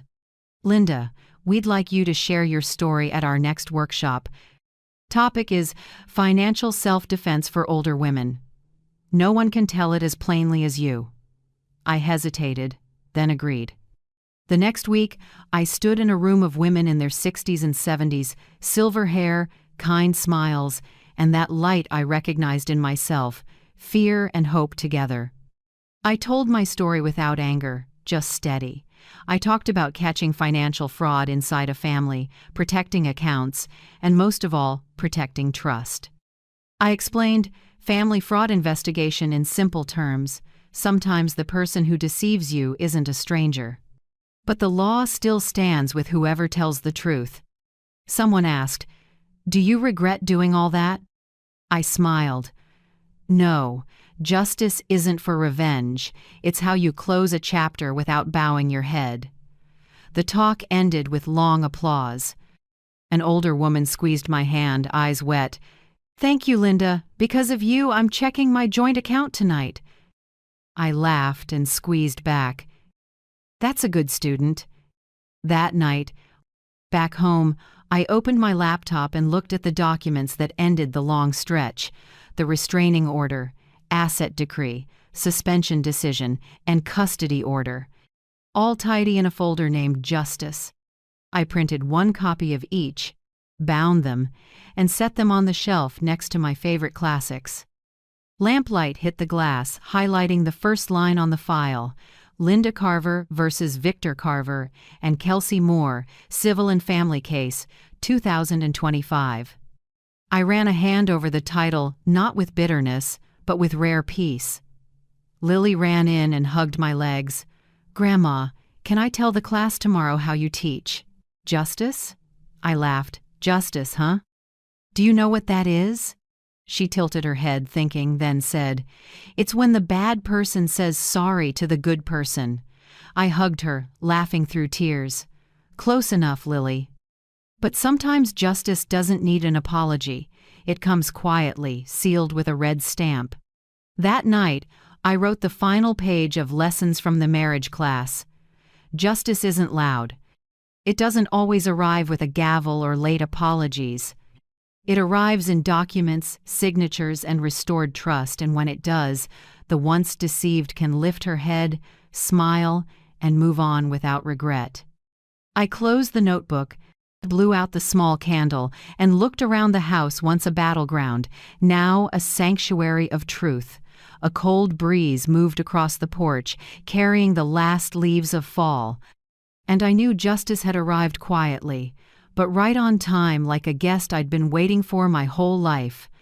I never thought I'd start over at this age on my own, but not alone. People ask if I'll remarry. I just smile. After a lifetime learning love, I know some things last longer without a chain. Happiness is simple now. Lily's laughter in the yard, Jason calling, "Mom, I made tea," and late afternoons with my literature group. They come not just to read, but to learn to love themselves again, just as I did. I spend more time in the garden out back, rows of white daisies, purple lavender, and tulips from last spring. Every morning I water them and watch dew gather on the leaves. When Lily plays, I show her how to plant seeds and tell her flowers are like people, they need light and rain to grow. The anger is gone.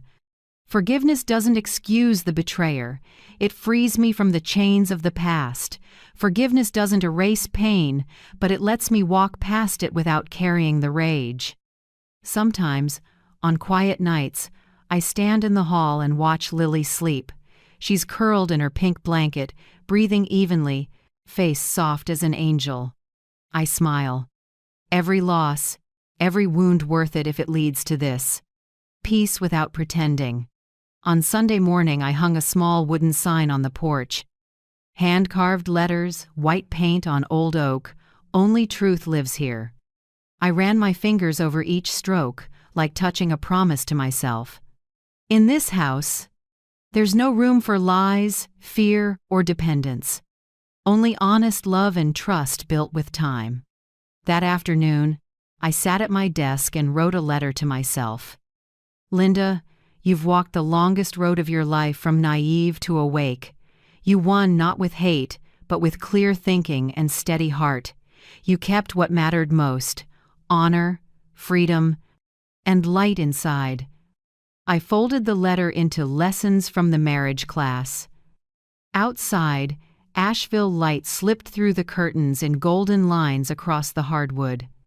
I closed my eyes and listened to wind in the branches and Lily humming somewhere in the yard. 40 years. All the ups and downs and wreckage just to learn something simple. A house doesn't keep people for long. A house keeps only the truthful. And this morning, as sunlight crossed the frame and warmed my cup, I smiled. the final exam of my life graded. Thank you for walking with me to the very end of this road. If you're still here, it means you listened not just with your ears but with your own scars, memories, and lessons. I tell this not to reopen pain but to remind us, even after betrayal, we can stand without losing our dignity. Because justice isn't just in a courtroom, it's in the way we choose to live the rest of our days, peaceful, self-respecting, and without hate. And if this story made you feel seen or stronger, please like, subscribe, and turn on the bell so we can keep going together sharing stories of strength, grace, and the small miracles of everyday life. I'm grateful you listened and stayed like a quiet friend sitting with me in this small house, reminding me there are still hearts that understand and believe in the good. The pre-wedding party for my son was held in a fancy restaurant in downtown Charleston. I stood quietly in a corner, watching my son happy, my heart full of pride. Then the bride-to-be walked over, her smile as bright as the lights but her eyes cold as ice. She leaned in and whispered, "After tomorrow, you won't be part of this family anymore." I went numb. Laughter still filled the room, glasses clinked. No one knew that in that moment, my world collapsed. She curled her lips, her voice low and mocking. "You've done your job," raised him. "Now let me take over." All my life as a single mother, I thought I'd survived the worst nights yet. I had never felt so humiliated. I just smiled, the kind of smile you wear when you know a storm is coming, then slipped out under the bright lights. No one knew that from that second on, I started moving, and what would collapse the next day wouldn't be me, but her dream wedding. If you're still listening, tell me where you're watching from. Every comment you leave is another mark in this journey. And if this story has touched you, don't forget to hit like so it can reach even further. I'm Eleanor Shaw, 66, a retired nurse, living alone in a small house on the outskirts of Charleston, where the sea breeze still slips through the windows on late afternoons, and the lavender I planted by the porch still lingers in the air. For 30 years, I lived for my only son, Nathan Shaw. When my husband left for another woman, Nathan was 6. That night, he held my hand and asked, "Where's Dad going, Mom?" I just hugged him and lied. "Dad's on a work trip. He'll be back." But he never came back. From then on, I was both father and mother. By day, I worked in the ER where people fight for every breath. By night, I picked up extra shifts at a nursing home. Some nights after clocking out, I sat in the car in the parking lot, hands still shaking from exhaustion, and still remembered to swing by the grocery store for milk for Nathan. I got used to the smell of disinfectant and the sound of ventilators. I got used to cold sandwiches for lunch, and to being so tired I forgot my own birthday. Also, my son would never feel lacking. And Nathan, the boy with the same brown eyes as mine, never let me down. He studied hard, behaved, and had a kind heart. I remember him helping poorer classmates, or standing up for kids who were bullied. He once said, "I'm going to be a lawyer so I can protect people who can't protect themselves like you always protect me." I cried that day, not from exhaustion, but from pride. When Nathan grew up, I thought I'd weathered everything. And then, when he brought home Isabella Green, I wanted to believe she was a good one. Isabella worked in marketing, young, beautiful, confident, well put together, the kind of woman I thought my son would be happy with. I truly wanted to love her like a daughter. But from the very first meeting, I felt something was off. She looked around my house, small, tidy, full of memories, with the eyes of someone appraising it. When I served dinner, she took a nibble and put the knife down. "You cook this yourself?" "That's great. Nathan says you like hands-on work." That wasn't a compliment. It cut like a small, cold blade. I forced a smile and kept my manners. After that, every time we met, she wore a mask, sweet in front of my son, indifferent and chilly when we were alone. She never asked about my life, or the years I spent raising Nathan. She only talked about herself, projects, friends, cocktail parties, luxury vacations. I thought maybe it was a generational difference. I was wrong. For the 2 years they dated, I was rarely included in anything. When they got engaged, Isabella announced she'd handle everything to keep it modern. I was invited to one dress fitting just to sit in the hallway. She smiled and said, "Don't worry, you just show up on the day and look elegant." I nodded and swallowed my tears. I still tried to believe she would change. I even spent a month making a wedding gift, a scrapbook of Nathan's life, from his first steps to college graduation, to the day he wore his law school regalia. I thought when Isabella saw it, she'd understand who Nathan really is, and the love I have for my son. But that night, when I brought the scrapbook to the rehearsal party, everything turned. The fancy restaurant hummed with jazz and the scent of wine. People toasted, took pictures, laughed while I stood in a corner holding the gift. Nathan was talking with coworkers, and Isabella, glowing like a queen, was in the middle of her friends. I walked up and said softly, "Isabella, I have something for you too." She turned, the perfect smile still on her face. But when she saw the book in my hands, her eyes dimmed. "I made this for for Nathan," I stumbled. "A memory book for you two to look through together." She didn't take it. Instead, she tilted her head, leaned in, and spoke low enough that only I could hear, "After tomorrow, you won't be part of this family anymore." Then she smiled, the kind of perfect smile you give after saying something cute. My heart pounded like someone was squeezing it. She went on, mocking, "You've done your job, raised him. Now let me take over. As for you, rest. No need to worry." I stood frozen, still clutching the scrapbook, afraid that if I let go, I'd fall apart too. Around us, people laughed and took photos, not realizing that in that bright room, a mother was being stripped of her place on her own son's happy night. I left the party without remembering whether I said goodbye. I drove home in silence. Charleston's streets still glowed, couples walked by hand in hand. And there I was, alone in my car, listening to the heavy thud of my own heartbeat. At home, I set the scrapbook on the table. I opened to the first photo, Nathan at 4, gap-toothed and grinning, holding a toy fish, and the tears just fell.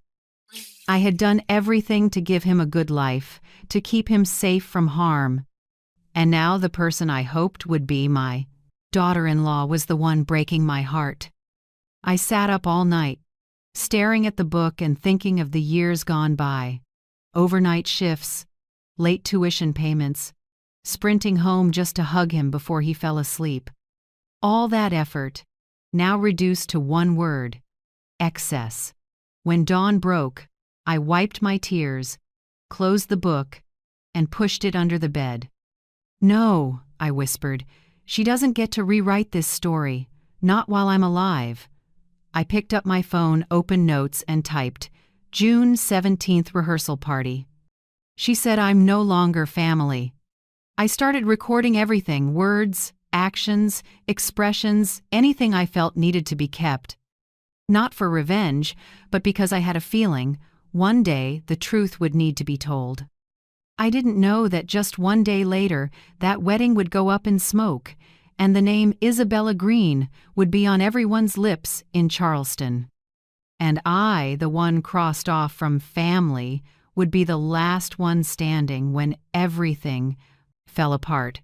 When I got home that night, my little house was so quiet I could hear the clock ticking. I sank into a chair, slipped off the heels that had made my feet ache, and looked around the room, the place that held the marks of a lifetime as a single mother. The worn rug underfoot, the sofa I bought that first Christmas after my husband left, the small framed photo on the shelf, Nathan at 6, grinning in a cowboy costume. I remember that day. It was the first time I realized I had to learn to be both parents. 30 years ago, on a fall afternoon, my husband David said he needed time for himself.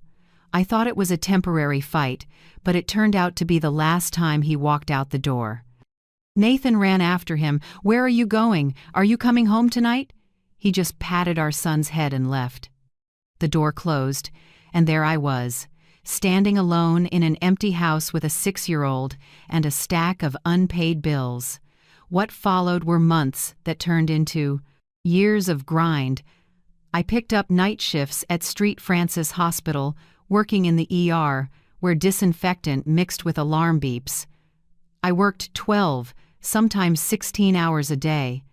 Sometimes I had to brace myself against a wall when I came home so I wouldn't collapse. But every morning when Nathan woke up, I smiled and pretended I wasn't tired. I didn't want him to see me worn down. I wanted him to believe we were okay. We ate instant noodles so often that Nathan knew exactly which flavor was cheap but good. But every Halloween, I still found a way to buy him a new costume. One year a superhero, another year a doctor, another a detective. I didn't want him to feel less than other kids. Sometimes I skipped lunch to afford a mask, but seeing him run around the house laughing made everything worth it. Nathan grew up with love and without much money, but he never complained. He studied hard, was self-motivated, and had an especially kind heart. I remember coming home late from a Kana Fraud shift when he was 8 and finding him asleep at the table, sketchbook open. He'd drawn 2 people, an adult in a white coat and a smaller child holding hands with a shaky line of words, "I will protect Mom, like Mom always protects me." I broke down, kissing his hair. That sentence, written with a child's unsteady hand, became my guiding light. Every time I was exhausted, I remembered that promise, and I got up, went back to work, kept going. As Nathan grew older, he made me prouder. He earned a scholarship to the University of South Carolina, then got into law school. I still remember the day he called, voice trembling, "Mom, I did it. You don't have to worry anymore." I burst into tears in the hospital hallway, not caring who saw. I knew the sleepless nights and every penny saved finally meant something. I cut expenses to the bone, sold my old car, scraped together enough for his first semester's tuition. Once, I tried to take back-to-back night shifts. For 2 weeks. The attending looked at me and said, "Eleanor, are you trying to kill yourself?" I just smiled. "No, I'm funding a dream." Then Nathan graduated, standing on stage in a black gown, the light catching his bright smile. I sat in the front row, heart ready to burst. In that moment, I thought everything was worth it. Every hardship, every slight for being a woman without a husband, all of it gave me the greatest gift, a son who succeeded, was decent, and loved his mother. After the ceremony, Nathan held my hand. "Mom, once I'm settled, I want you to rest. You've done too much." I smiled and patted his hand. "I just need to see you happy." And I believed it. I believed life would finally be peaceful. When Nathan introduced Isabella, I truly hoped for another child in the family. Isabella was so beautiful that every eye turned to her golden hair, soft voice, confident smile. I hoped she would love my son and be the partner he deserved. I even tidied the kitchen and made honey-glazed roast chicken, Nathan's favorite, just to welcome her the first time. But from the moment she stepped in, a chill ran down my spine. Her gaze skimmed over everything from the family photos to the porcelain tea set I've kept since I was young. She said, "Your home is so traditional. Maybe that's why Nathan values simplicity." I smiled and thanked her, but I knew it wasn't a compliment.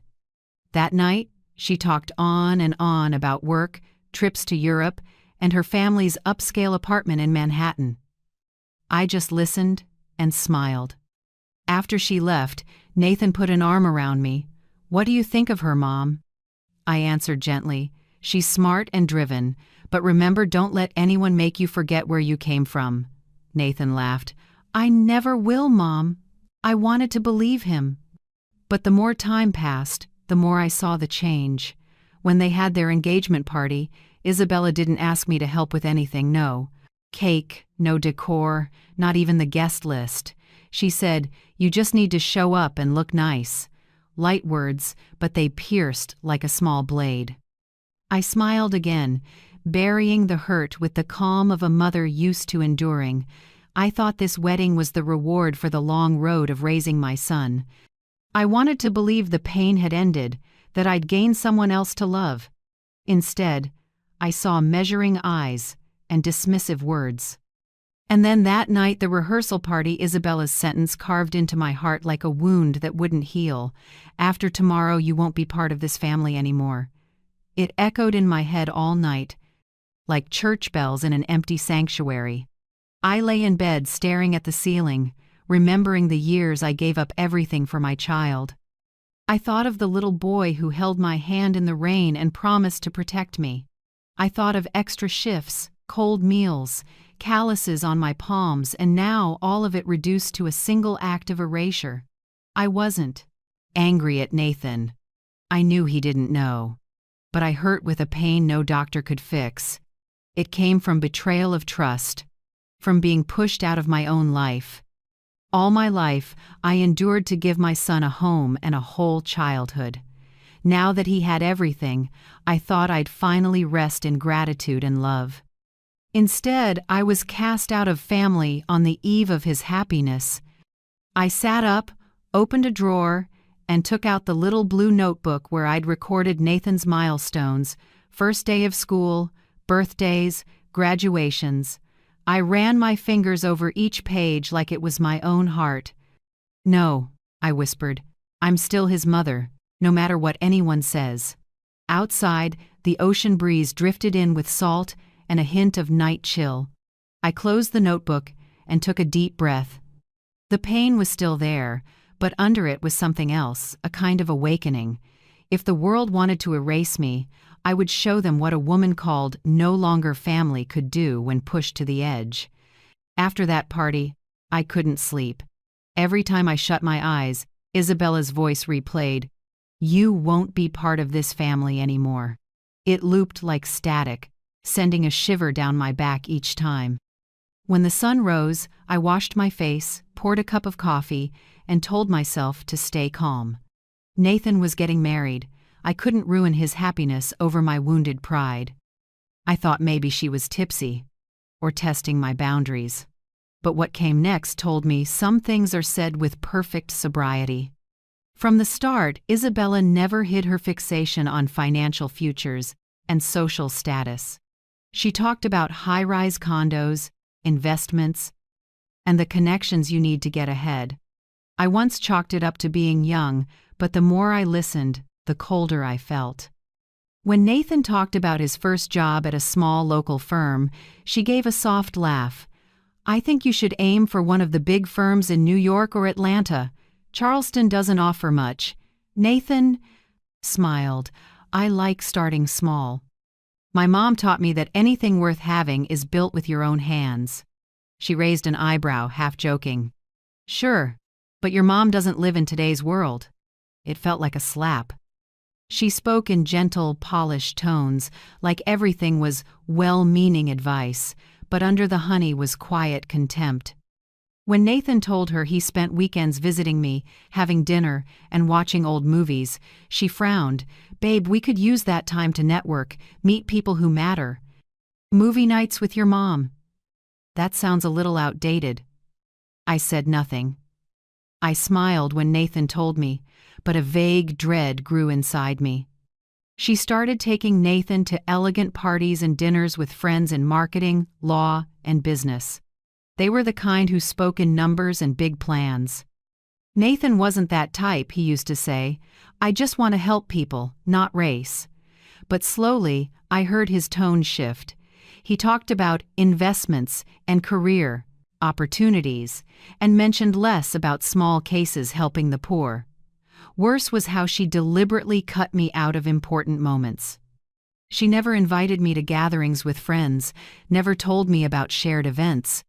When I asked, Nathan chuckled, "She worries you'll be tired, Mom."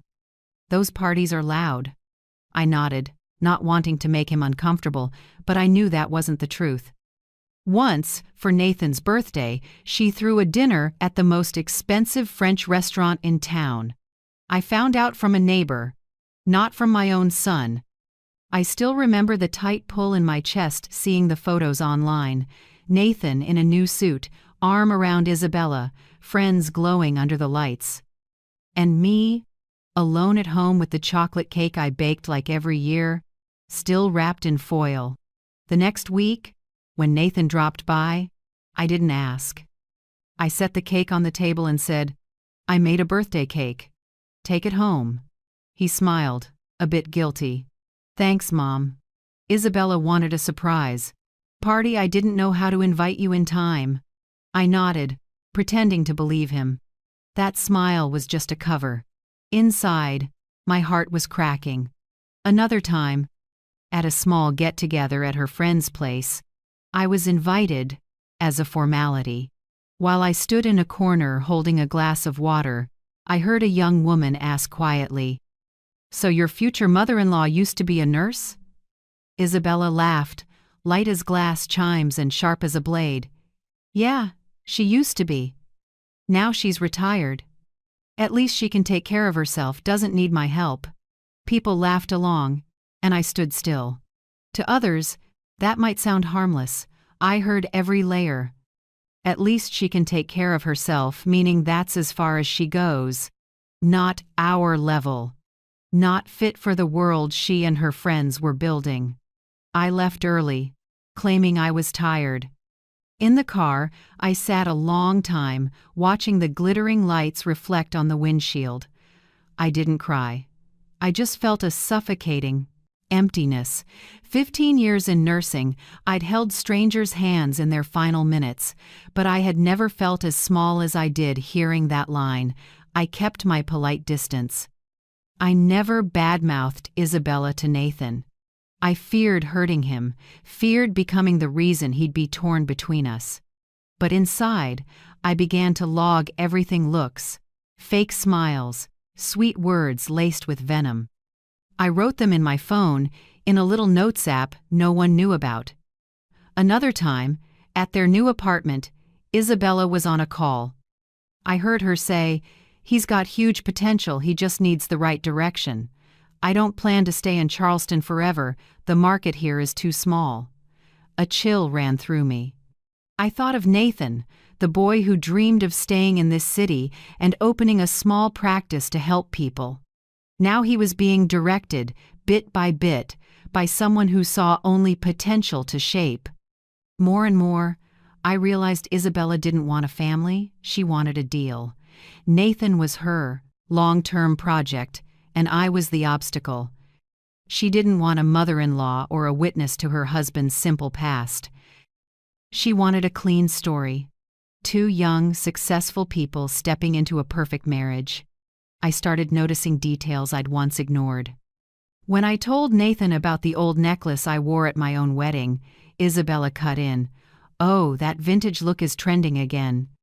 I know a shop in New York with pieces just like that, probably pretty cheap." When I gifted them a hand-knit blanket, she smiled and said, "It's lovely, but a bit too heavy. It would probably suit your place better." Every word and gesture sketched a clearer picture. I was being erased quietly, without drama like rubbing out an extra pencil line on a pristine canvas. But I'm not easy to erase. I've lived on memory, and detail nursing taught me that. I remember patients' faces, tiny signs before pain hits, promises that never got kept. And now I use that skill to record the moment Isabella built her perfect world with no place for me. Every night, I opened my phone and typed a few lines. March 22nd, she talked about moving to New York. March 29th, she left me off the guest list. April 4th, told a friend, "I used to be a nurse," like it was a stain. I didn't know exactly why I was writing. Maybe to steady myself, or to prove I wasn't imagining it, that what I saw was real, not pride talking. The more I wrote, the more I understood her, a person who always knew the right thing to say, the right time to smile, and how to hide ambition under charm. Each time she brushed aside a memory between me and my son, my heart cinched tighter, and at the same time, a small fire grew inside me. Not anger, but clarity. I'd stood on the edge of exhaustion and survived. I could stand there again. And no matter how many perfect images she built, I knew no picture holds if the background is erased. I, the one called excess, am that background. And soon, she'll learn. You can't build a future by burying the past. That morning, the day I should have been sitting in the front row at my son's wedding, the Charleston sky was unusually clear.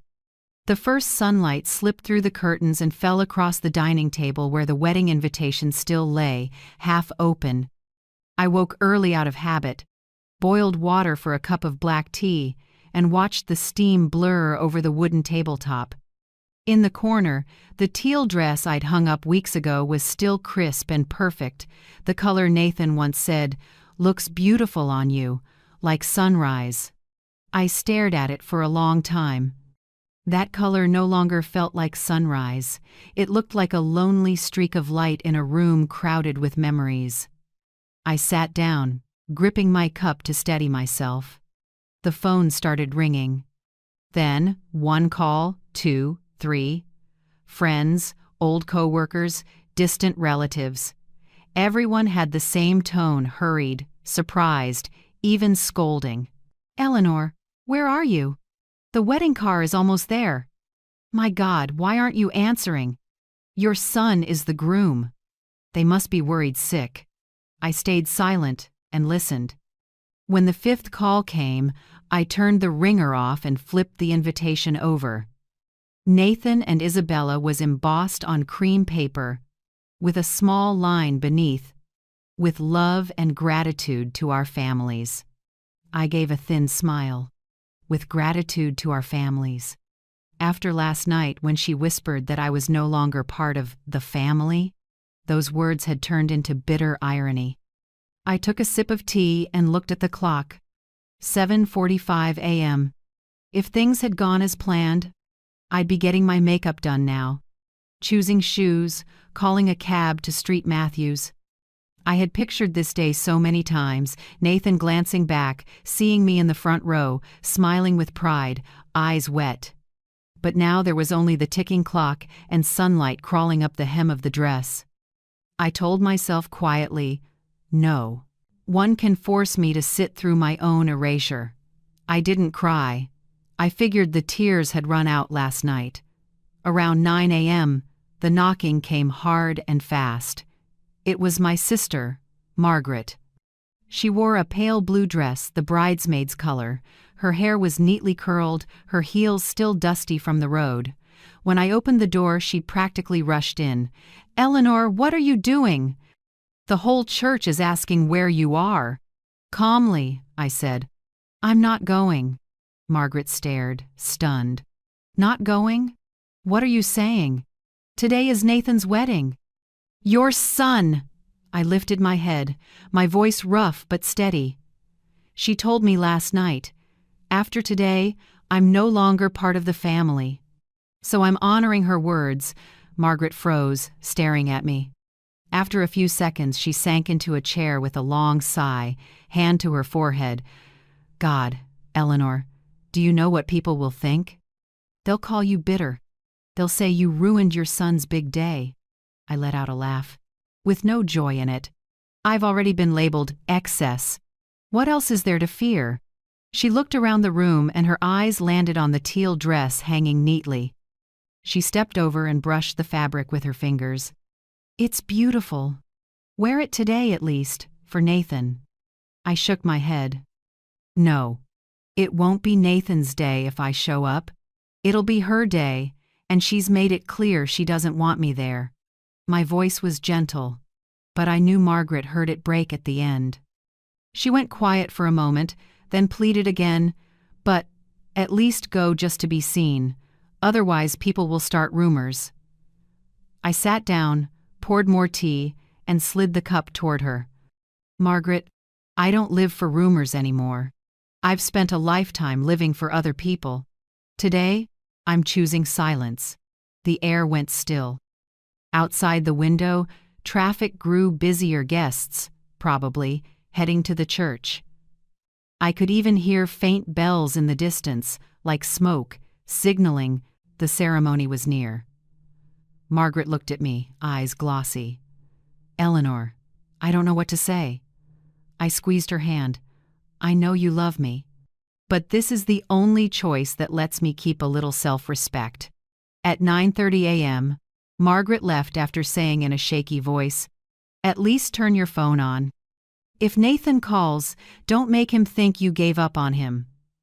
I nodded and walked her to the door. When it closed, the house fell quiet again. I went back to the table, looked at the dress once more, then folded it and tucked it carefully into the closet. I poured more hot water and drank slowly. Each distant peal from the church bells tightened my chest, but I stayed put, holding steady. I pictured Nathan, his smile in a black suit, the bright look in his eyes when he once said, "Mom, I found the person I want to spend my life with." I only hoped today he'd truly be happy, even if that happiness had no room for me. At 10 a.m., the phone started ringing nonstop. I didn't pick up. A voicemail came through, his voice trembling. "Mom, I'm on my way to the church. Where are you? I know you're not tired. Please don't hide." "It's my day. You can't be missing." Nathan's voice shook with urgency. I pressed the phone to my chest, closed my eyes, and cried before I could stop myself. I wanted to run out the door, go to him, hold him the way I did when he was little, but then I remembered Isabella's words and that cold stare. Softly, to myself, I said, "No, Eleanor, not today. Your son needs to see the truth, even if it hurts." Around 10:30 a.m., a car pulled up. Margaret rushed back in, hair mussed, dress wrinkled, out of breath. "I can't stand it, Eleanor. The whole church is buzzing. Everyone's asking where you are. Nathan is looking for you everywhere. You have to go." I looked at her and shook my head. "No, I've decided. I'm not going. If she wants a perfect wedding without me, let her have it." Margaret gripped my hands, tears spilling. "Eleanor, you'll regret this." I smiled, and tears slid down my face, too. "Maybe, but if I regret anything, it'll be in dignity, not in bowing my head." At 11 a.m., the church bells began to ring. I watched the clock, my stomach twisting. Each chime fell like a blade. I pictured everyone standing, the choir starting to sing, Nathan taking his place, then Isabella entering in white, lights reflecting off her face. I closed my eyes, trying to imagine my son's smile. I wanted to believe that at the very least, he kept in his heart the image of a mother standing outside the church doors, praying for his peace. Time crawled. Near noon, sunlight poured through the window, streaking the floor with bright bands. I made more tea and sat in the old wooden chair. The second hand ticked on until the phone rang again. It was Margaret. Her voice shook like she'd seen something impossible. "Eleanor, are you sitting down?" I squinted, my heart pounding. "What happened? The wedding?"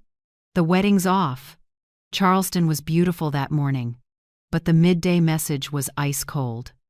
"Who do you think is most at fault at this turning point, Isabella, or Eleanor's forced silence? Share your thoughts, I'll read every comment." I jumped up.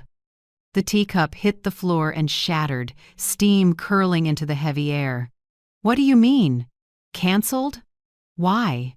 Margaret took a long breath. "I don't have it all yet, but something awful happened. The church is in chaos. People are talking everywhere." I went blank for a few seconds, then fell back into the chair. I couldn't name what I felt: fear, confusion, or a dark premonition rolling in. I only heard Margaret again, small and urgent. "Eleanor, brace yourself. This is going to shake the whole city." I gripped the phone, my palms ice cold. I didn't ask for details. I just lifted my eyes to the teal dress, still hanging in the one closet, silent, like a witness to a bitter decision. After she hung up, I sat still for a long time. Two sentences clashed in my head, cruelly opposed. My son just lost the woman he loved, and she finally got what she deserved. I didn't know what had truly happened, but deep down, I knew a storm had begun. And this time, I wouldn't be the one to bear the consequences. The phone was still in my hand when Margaret's voice broke again on the other end. I could hear the noise behind her, shouting, footsteps, and somewhere, messy sobs. Then through it all, my sister's voice came, shaking so much I had to hold my breath to catch it. "Eleanor." Nathan found out she was cheating. Everything around me went eerily quiet. The wall clock still ticked, but I barely heard it. I just stood there, staring at nothing, feeling hollowed out. I couldn't believe what I'd heard. Margaret spoke fast, breathless. "The best man, Mark." Nathan's close friend from college showed him photos. Isabella, with her boss. Taken 2 weeks before the wedding. "It's clear, Eleanor, there's no way to deny it." I clenched the phone until my fingertips went white. I saw Isabella in a white gown, smiling under bright lights, saying sweet things. At the same time, I saw Nathan, my son, with the most trusting, earnest eyes, looking at that woman, unaware he was just a piece on her board. I steadied my voice. "Is he okay, Margaret? Did Nathan do anything impulsive?" "No. But he shattered. Eleanor, I've never seen him like this." The whole church went dead silent when Mark handed him the phone. Margaret kept going, each word cutting into me. Around 10:30 a.m., Nathan was in the prep room with his friends. Everyone was joking with the groom. Then Mark walked in pale, phone in his hand. "Nathan, you need to see this," he said, voice tight. On the screen were phone photos. Isabella in a red dress, arm in arm with her boss Anne, older, tall man with a gold watch. They were in a bar under dim lights, their mouths almost touching. In the last shot, Isabella leaned on his shoulder, smiling, eyes shining like that was where she truly belonged. At first, Nathan didn't believe it. He thought they were old photos, a nasty prank. But Mark shook his head. "A neighbor of hers sent these, taken 2 weeks ago. I wasn't going to show you, but I couldn't let you marry her without knowing." Margaret said. Nathan went silent for almost a minute, then exhaled, tossed his handkerchief onto the table, and walked straight to the bridal room without waiting for anyone.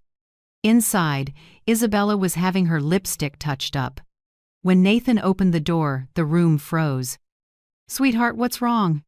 "You can't be in here, you'll see the dress," she said, half teasing. Nathan said nothing, just held out the phone.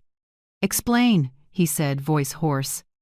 She glanced at the screen and froze for 2 seconds.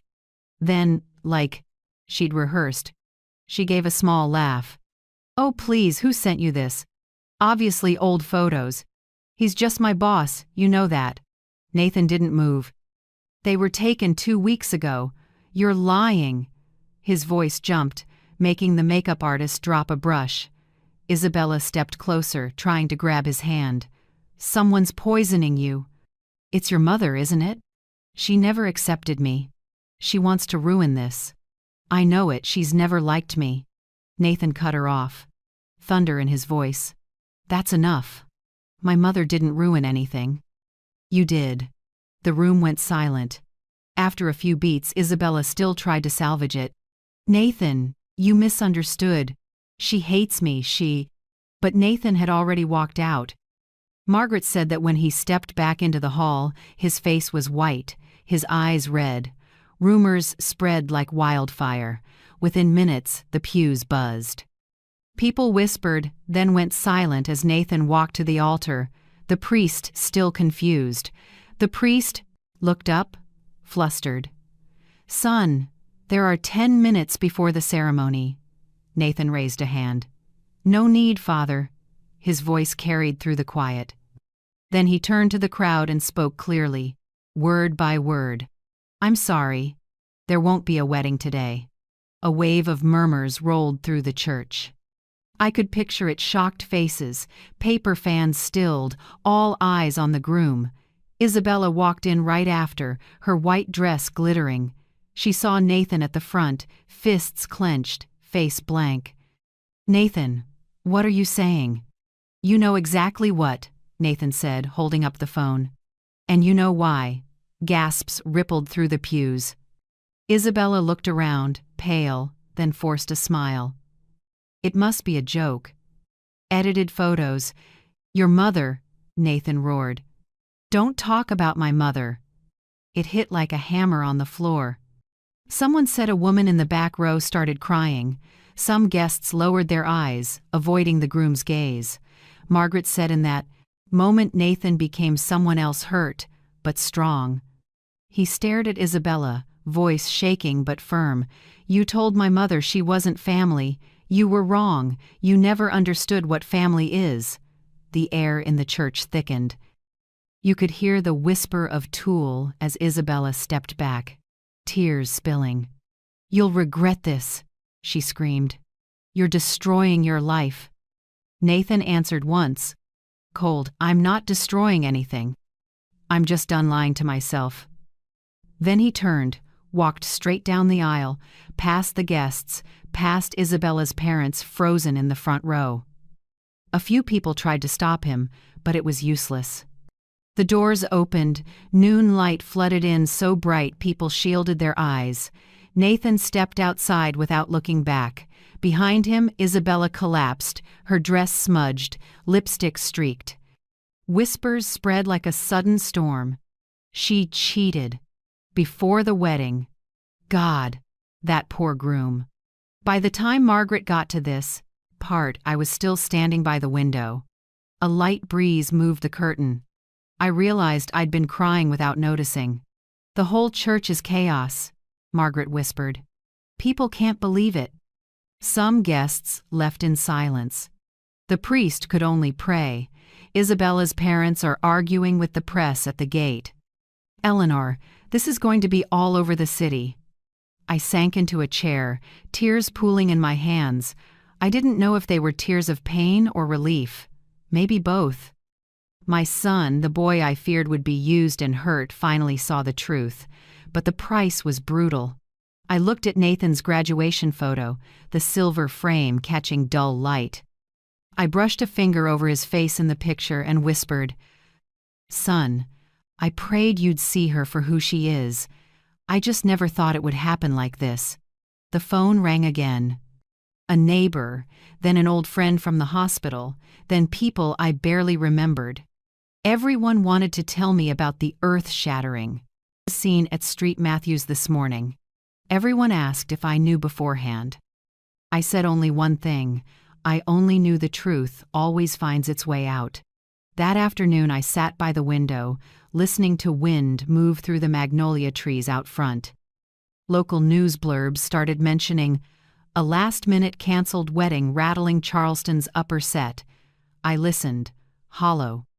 Amid the chaos, a strange calm rose in me, not gloating, but relief that my son was freed before a marriage chained him for life. I closed my eyes and whispered a thank you. Thank you for letting him see, before it was too late. Outside, dusk settled. The last light of day fell on the teal dress in the closet, still perfect, never worn. I walked over, touched the fabric, and murmured, "Today, my son didn't marry her, but he found himself again, and I knew the storm had only just begun." That afternoon, just as the sun dipped behind the magnolia trees off my porch, my phone wouldn't stop, vibrating. At first, I thought a family member was calling to ask about Nathan. But then the screen filled with one notification after another. Charleston Daily Post, City Herald, and social media pages flooded with the same headline. Mother of the groom ruins wedding. Dream ceremony falls apart at the last minute. I read the line over and over, like my eyes were betraying my mind. Beneath it was a photo of Isabella in her white wedding dress, mascara smeared, both hands covering her face. The caption was shaky, weak, but calculated. Some people don't know when to let go. In the picture, she looked like the most pitiful victim in the world, the woman harmed by a selfish mother-in-law. I went still, not because I felt insulted but because of how perfectly they built that story. Comments popped up like knives, one after another. Typical jealous mother-in-law competing with the young bride. Poor bride stuck with a controlling mom. Heard the mom. Refused to attend and spread rumors to ruin the wedding. I sat in the dark, the phone screen bright like a flashlight on an open wound. In just a few hours, I, the woman who raised her son with everything she had, become a jealous old hag to thousands of strangers. As evening fell, neighbors started appearing at my gate. Some knocked to pry, others just stared and walked away. An old friend from the hospital texted, "Eleanor, did you really tell your daughter-in-law she's not family?" I answered with 2 words, "Absolutely not." But I knew the more you explain, the more people believe the opposite. The next morning, I went to the market like usual. The produce lady who'd once congratulated me for getting such a beautiful daughter-in-law looked at me, stayed quiet, then turned away. I forced a smile and wrapped my greens. Shame rose in me like a wave. When I got home, Nathan was already sitting on the steps. His face was drawn, dark circles under, his eyes from no sleep. He stood when he saw me, voice tired.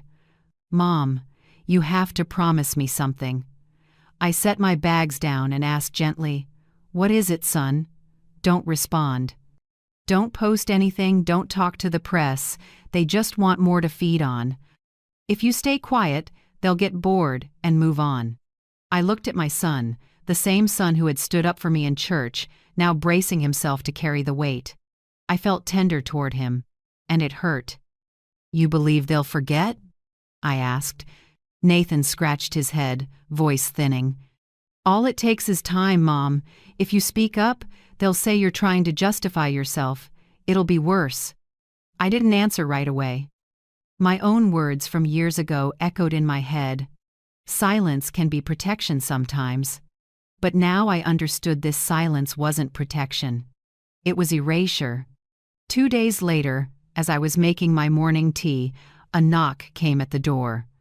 The mailman stood outside holding a thick, sealed, yellow envelope. I signed, thinking it was bank paperwork. But when I opened it, I saw cold, italicized words. "Notice of lawsuit for causing emotional distress and interfering with marriage." I reread every line.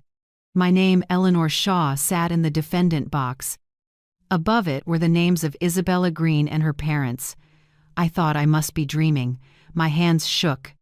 I sat down and read again. Willful infliction of emotional pressure and defamation, resulting in irreparable harm to the party. I let out a flat laugh. Harm? Who exactly was harmed here? That afternoon, I took the envelope to the office of Linda Cole, my friend, a retired attorney who still advises a small law firm in downtown Charleston. Linda is a woman in her 60s, petite, cropped silver hair, eyes sharp as a blade. When I set the papers on her desk, she looked at me and frowned. "You look like you just swallowed a storm."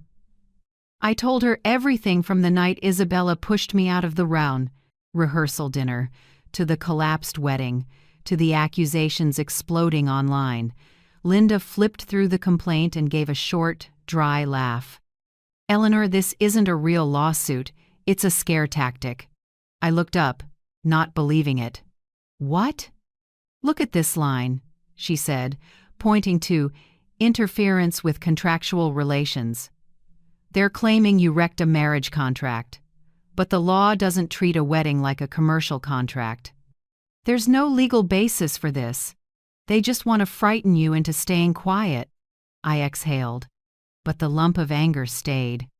Why would they do this? They've smeared me everywhere, and now they're sending legal threats? Linda leaned back, took off her glasses, and looked straight at me. "Because, Eleanor, they lost money. That stopped me cold." "What do you mean? You really didn't know?" Linda's voice dropped. Isabella's family is broke. Her father tanked 3 real estate projects. They needed this marriage to stabilize their cash flow. Nathan, with a law degree and a bright future, was their life raft. That wedding was a debt rescue plan, not love. I sat quiet, heart pounding.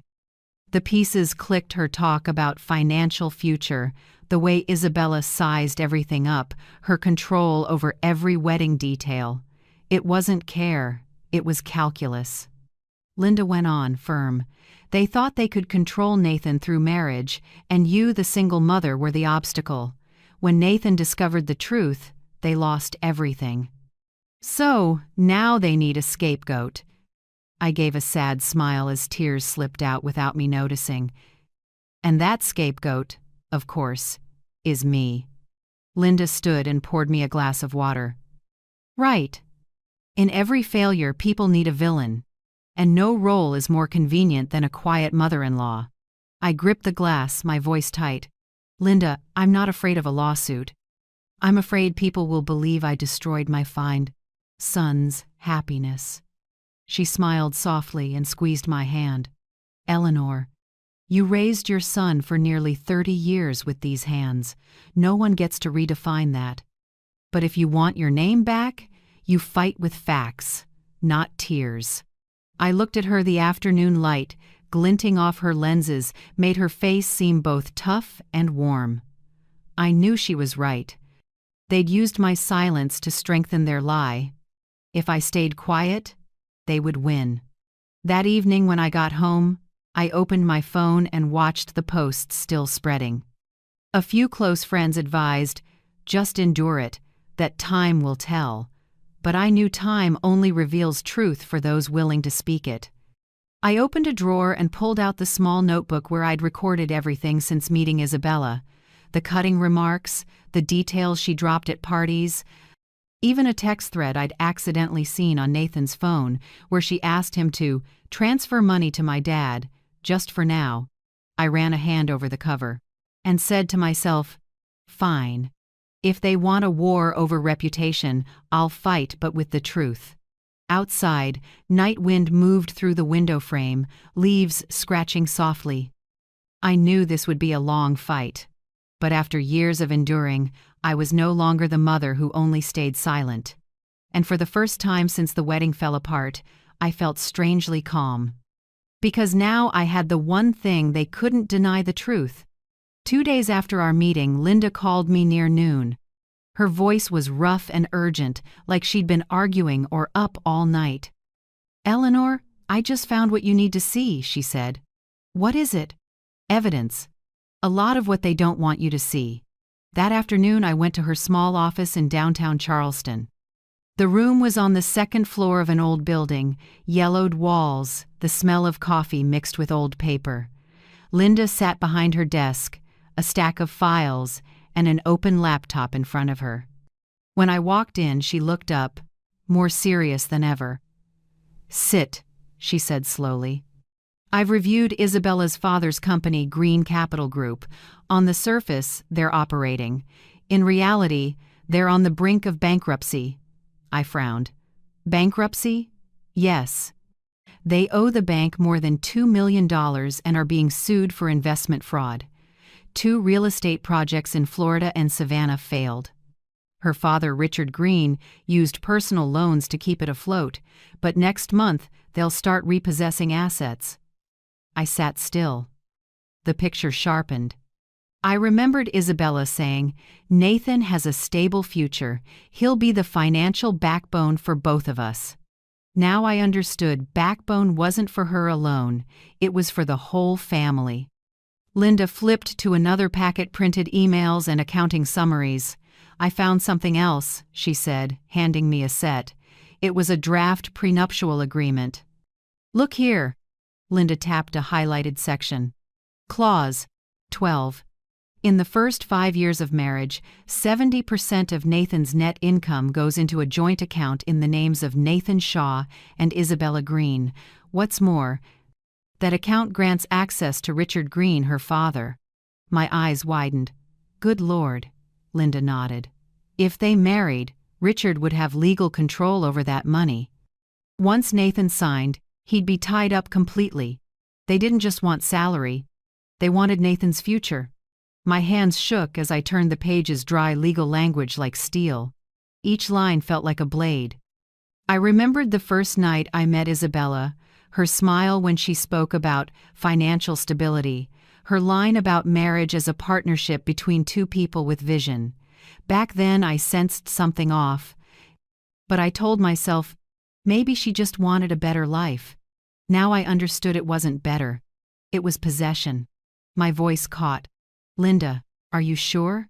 Is all of this real? She looked at me, without flinching. I never say what I haven't verified. These filings are from public financial court records. As for the prenup, a colleague who once consulted for the Greens sent it. They didn't rush to destroy it because they assumed the wedding was a lock. I leaned back, heart thudding. The room tilted, the air suddenly heavy. So, I said slowly, it was a transaction. She never loved my son. Linda nodded. That's right. Isabella was a piece on the board. They wanted to save the company and their name.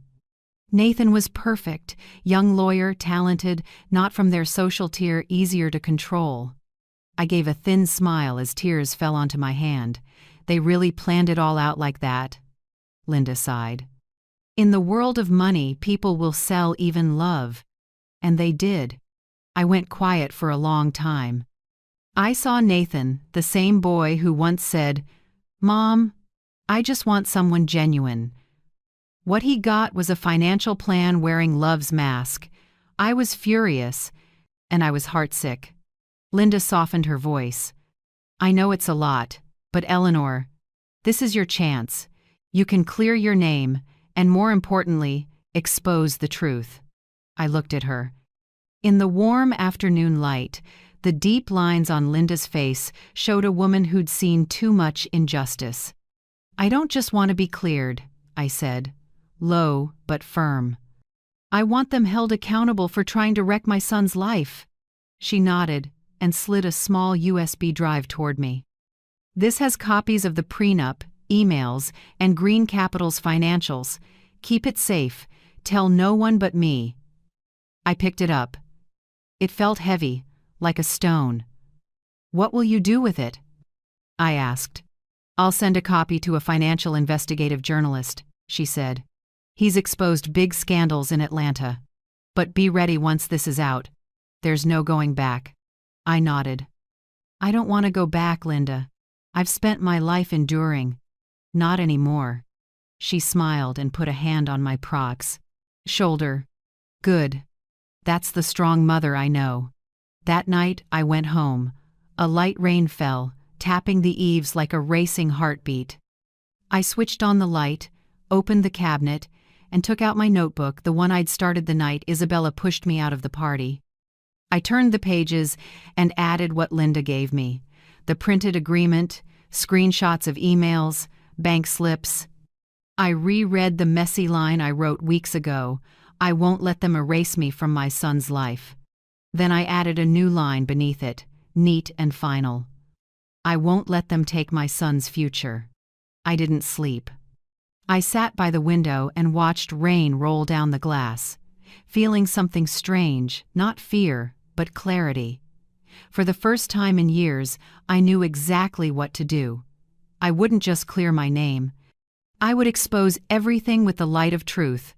And I swore, no matter their money or influence, I, the mother they called not family anymore, would be the one to make them pay. 3 days after I learned the full truth about the Green family, an invitation arrived at my house. Not ordinary stationery, a fancy envelope embossed with the Charleston Grand Plaza Hotel logo. Inside was an invitation to a reconciliation dinner, signed by Richard Green, with a smooth line in blue ink. Let's talk like adults and put an end to all misunderstandings. I read it again and gave a cold smile. Misunderstandings? I thought. When someone tries to steal your child's future, that's not a misunderstanding, it's a scheme. That afternoon, Nathan stopped by. The exhaustion showed on his face. He held the letter and shook his head. "Mom, don't go. I know them. That dinner isn't reconciliation, it's a setup. They want you to apologize publicly to rescue their reputation." I put a hand on his shoulder. "Did you forget, Nathan? I'm not the frightened woman I used to be." He stayed quiet, worry in his eyes. "If they pull something, you'll be alone against all of them?" I smiled, calm. "No, son, I'm not going to fight them. I'm going to end this with the truth." That evening, I opened the closet and took out the teal dress that had hung there for days. The dress I was supposed to wear to my son's wedding, the day my joy was taken. I smoothed the fabric, put it on, and looked in the mirror. In the dim light, the face that stared back wasn't a frail mother. It was a woman who had stood up from wreckage. I slid the file Linda prepared into my bag and drove to the hotel. Charleston was humid and close that night, streetlights hazed like smoke. The Grand Plaza glowed, crowded with people. I took a breath and went through the revolving door, my heartbeat slowing as if I were stepping onto a stage where I already knew every line. The private dining room was on the 10th floor. When the host opened the door, they were already there. Richard Green at the head, heavyset, face flushed with liquor, his wife, Marion, with a thin smile and cold eyes, and Isabella, blonde hair neatly twisted up, bright red lips, a fitted black dress. She looked at me, lips curling. "Oh, you really came. I thought you'd hide like before." I pulled out a chair and sat across from them, setting my bag down, voice even. "I'm not hiding from anything, Isabella. But tonight you're the ones who should be explaining." She laughed high and sharp. "Explaining what?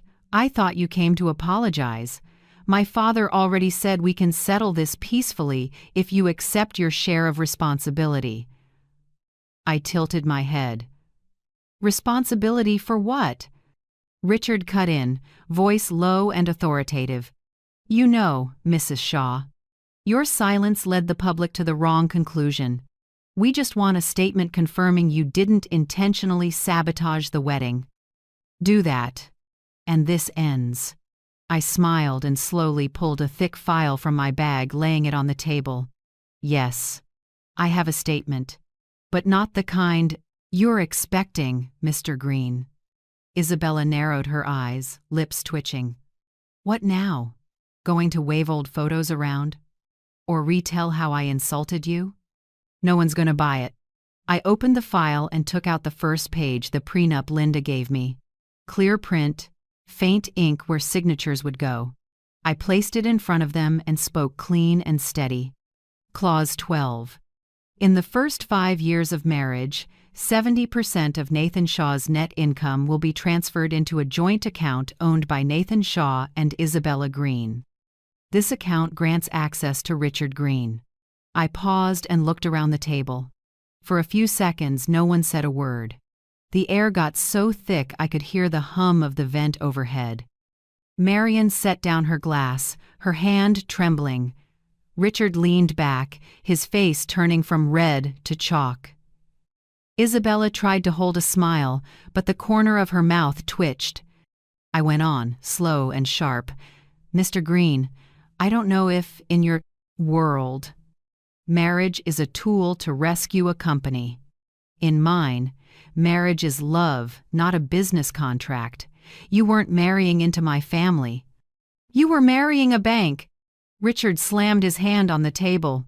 The glass rattled, red liquid sloshing like blood. "You dare accuse me?" I met his eyes, calmer than ever. "Not accusing. Reading aloud what you wrote." Isabella shot to her feet, voice shrill. "Who do you think will believe this? You got those papers illegally. They're worthless in court." I gave a small smile. "How about moral weight, Isabella? Or is that a concept you've never heard of?" Her face flushed. She turned to Richard. "Dad, don't let her smear us in front of the press." Richard growled. "The press? You'd take this public, Mrs. Shaw?" I stood up, slowly gathered the documents, and lowered my voice. "Did you just ask if I dare?" I looked straight at Isabella, my eyes cold as steel. "Watch me." In that moment, the room almost exploded in silence. No one spoke. No one even dared to breathe. Marian jumped to her feet, trying to calm things down. "Come on now, let's not make this any bigger." "Eleanor, you misunderstood." I cut her off. "Do you know what I misunderstood?" "I misunderstood that my son was truly loved. The truth is, none of you have ever loved anyone but yourselves." I turned to Nathan. He had appeared at the doorway. I didn't know when he arrived. Maybe Linda had warned him. He stood still, eyes wide as he listened to me read the agreement. When our eyes met, what I saw in his wasn't fear, it was trust. Richard tried to stand, his voice cracking. "Nathan, don't believe her. This is fabricated, a tactic to—" But Nathan interrupted, his voice ringing out strong enough to silence everyone. "I've believed the wrong people long enough." He stepped closer and placed a hand on my shoulder. "Mom, you don't need to say anything else. I've seen enough." Then, he turned to Isabella, who was still trembling, forcing a smile. "You said you loved me, but it turns out you only loved my bank account. You and your family turned marriage into a product for sale. But believe me, you will never buy back the dignity you lost." Isabella went pale, her voice choking. "You'll pay for defaming me." Nathan answered coolly, "No, Isabella, you'll pay for treating love like merchandise." I gently squeezed my son's hand and whispered, "Now you understand, don't you?" He nodded, gratitude in his eyes. No one in the Green family said another word. As Nathan and I turned to leave, I heard Marian collapse into a chair, Richard curse under his breath, and Isabella sob not out of remorse, but because she'd lost. Walking out of the hotel lobby, the night wind off the Ashley River blew hard, carrying damp air and a salty tang. I lifted my face to the sky, where clouds drifted slowly past the lights. For the first time in months, I felt truly relieved. Nathan walked beside me in silence. After a moment, he said softly, "I'm sorry, Mom. I didn't see what you saw." I smiled and wrapped my arms around him. "It's all right, Nathan. What matters is you see it now." We walked through Charleston's night, golden streetlights stretching across the misty pavement. Inside me, there was no resentment left, only a strange, quiet peace. Because I knew, from that moment on, they had lost the one thing money can't buy back: the truth. 2 days after the confrontation at the hotel, Linda came to my house. She carried an old leather bag with the documents I'd seen, along with a few newspapers and a small USB drive. There was something in her eyes, both cool and bright. "Eleanor," she said, "it's time." I set my teacup down gently. "Are you sure, Linda? Once the truth is out, they won't leave us alone." She gave a dry laugh. "You think they're leaving you alone now? You've been turned into a wicked old hag online for weeks. It's time they tasted what they've been dishing out." I stayed quiet for a moment. From the window, Charleston's morning light fell across the little garden where yellow chrysanthemums were blooming. They reminded me of what Nathan used to say as a child, "Mom, the light always finds a way." Maybe this was the moment the light found me. Linda opened her laptop and started a video call. A face appeared, a man in his 40s, slightly messy hair, glasses, a steady voice. "Eleanor, I'm Travis Dalton, an investigative reporter with the Carolina Ledger. Linda's told me part of your story." I nodded, hands clasped lightly. "I don't want to hurt anyone. I just want the truth to be known," Travis replied. "And that's exactly why I'm here. But I need you to be ready. When this runs, it won't just be news, it'll be a storm." I smiled faintly and said slowly, "Sometimes a storm is the only thing that can clear the Pavidas sky." 3 days later, Linda and I met Travis at a small cafe near the harbor. He had verified everything: the prenuptial agreement, bank statements, internal emails, and the financial records of Green Capital Group. His voice dropped. Eleanor, this isn't just marital fraud. This is a sophisticated financial scheme. They used marriage as a tool to wash away debt. I felt my heart sink. And now they've lost everything, yet I'm the one seen as the saboteur. Travis looked at me. Serious. It won't be long before people know who the real saboteur is. A week later, on a Monday morning, while I was watering the front yard, the phone started ringing non-stop. The sound echoed through the house. I picked up and heard my sister Margaret, breathless. Eleanor, have you seen the news? It's out. All of Charleston is blowing up. I ran inside and turned on the TV. On the screen, the Carolina Ledger's logo appeared with a bold headline filling the whole display. Green family accused of financial fraud, marriage plan designed to seize assets. I froze for a few seconds. Then the footage shifted to a news package. Green Capital's office sealed, police on site, and enlarged shots of the contracts, the very ones I had held in my hands. The anchor's voice came through. The Carolina Ledger's exclusive investigation shows that Green Capital covertly planned a marriage between their daughter, Isabella Green, and young attorney Nathan Shaw, with a clause transferring 70% of the groom's income to an account controlled by the Green family. Sources confirm the groom's mother, Mrs. Eleanor Shaw, was defamed and targeted after she uncovered the scheme. I placed a hand over my chest, feeling my heart pound. I could hardly believe I was witnessing it. Linda texted, "It's spreading, Ellie. Everyone knows the truth." Social media, once full of insults, shifted. I watched new comments roll in every second. I thought she was cruel. Turns out she was the only clear-headed one. No one should go through that at her age. Deeply admire Eleanor Shaw's strength. The bride was just a financial tool. Horrifying. The feeling was strange. Not joy exactly, but a kind of release. As if the heavy fog that had smothered me for months finally lifted, leaving air that was fresh and painfully honest.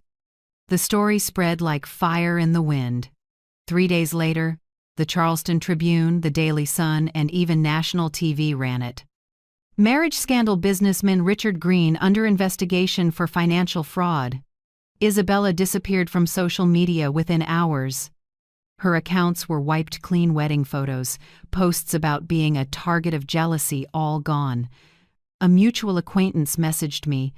She left Charleston. No one knows where. As for Richard Green, the man who once sat at the head of the table with a glass of red wine and a smug smile, he now appeared on the proceeded from Kant News with a gray face, escorted out of his office by police. Marion hid behind a car door to avoid cameras. I stood in my living room and watched it all on the screen. In that moment, I felt no gloating. Only a quiet sadness. Some victories don't make you happy. They just let you breathe because justice still exists. That evening, Nathan came by. He looked different, less tense, less weighed down. He put a hand on my shoulder and said softly, "I read everything, Mom." The article made it clear. They can't deny it anymore. I looked at him, tears rolling before I could stop them. "Nathan, I just want you to be happy. That's all." He squeezed my hand, voice tight. "I'm proud of you. You didn't stay silent. You did what your son didn't have the courage to do." I smiled through tears. "No, son.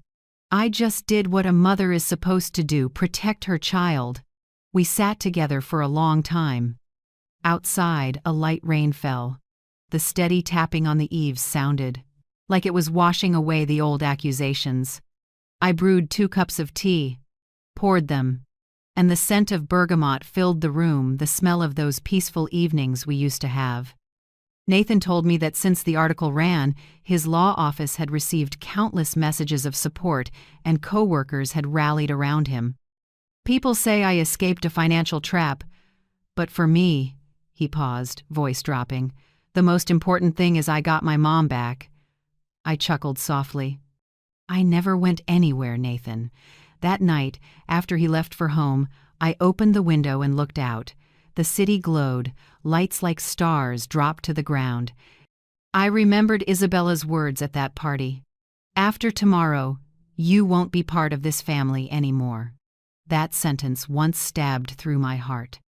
But now, standing in this generous light, I realized the one cut out of the family wasn't me, it was her.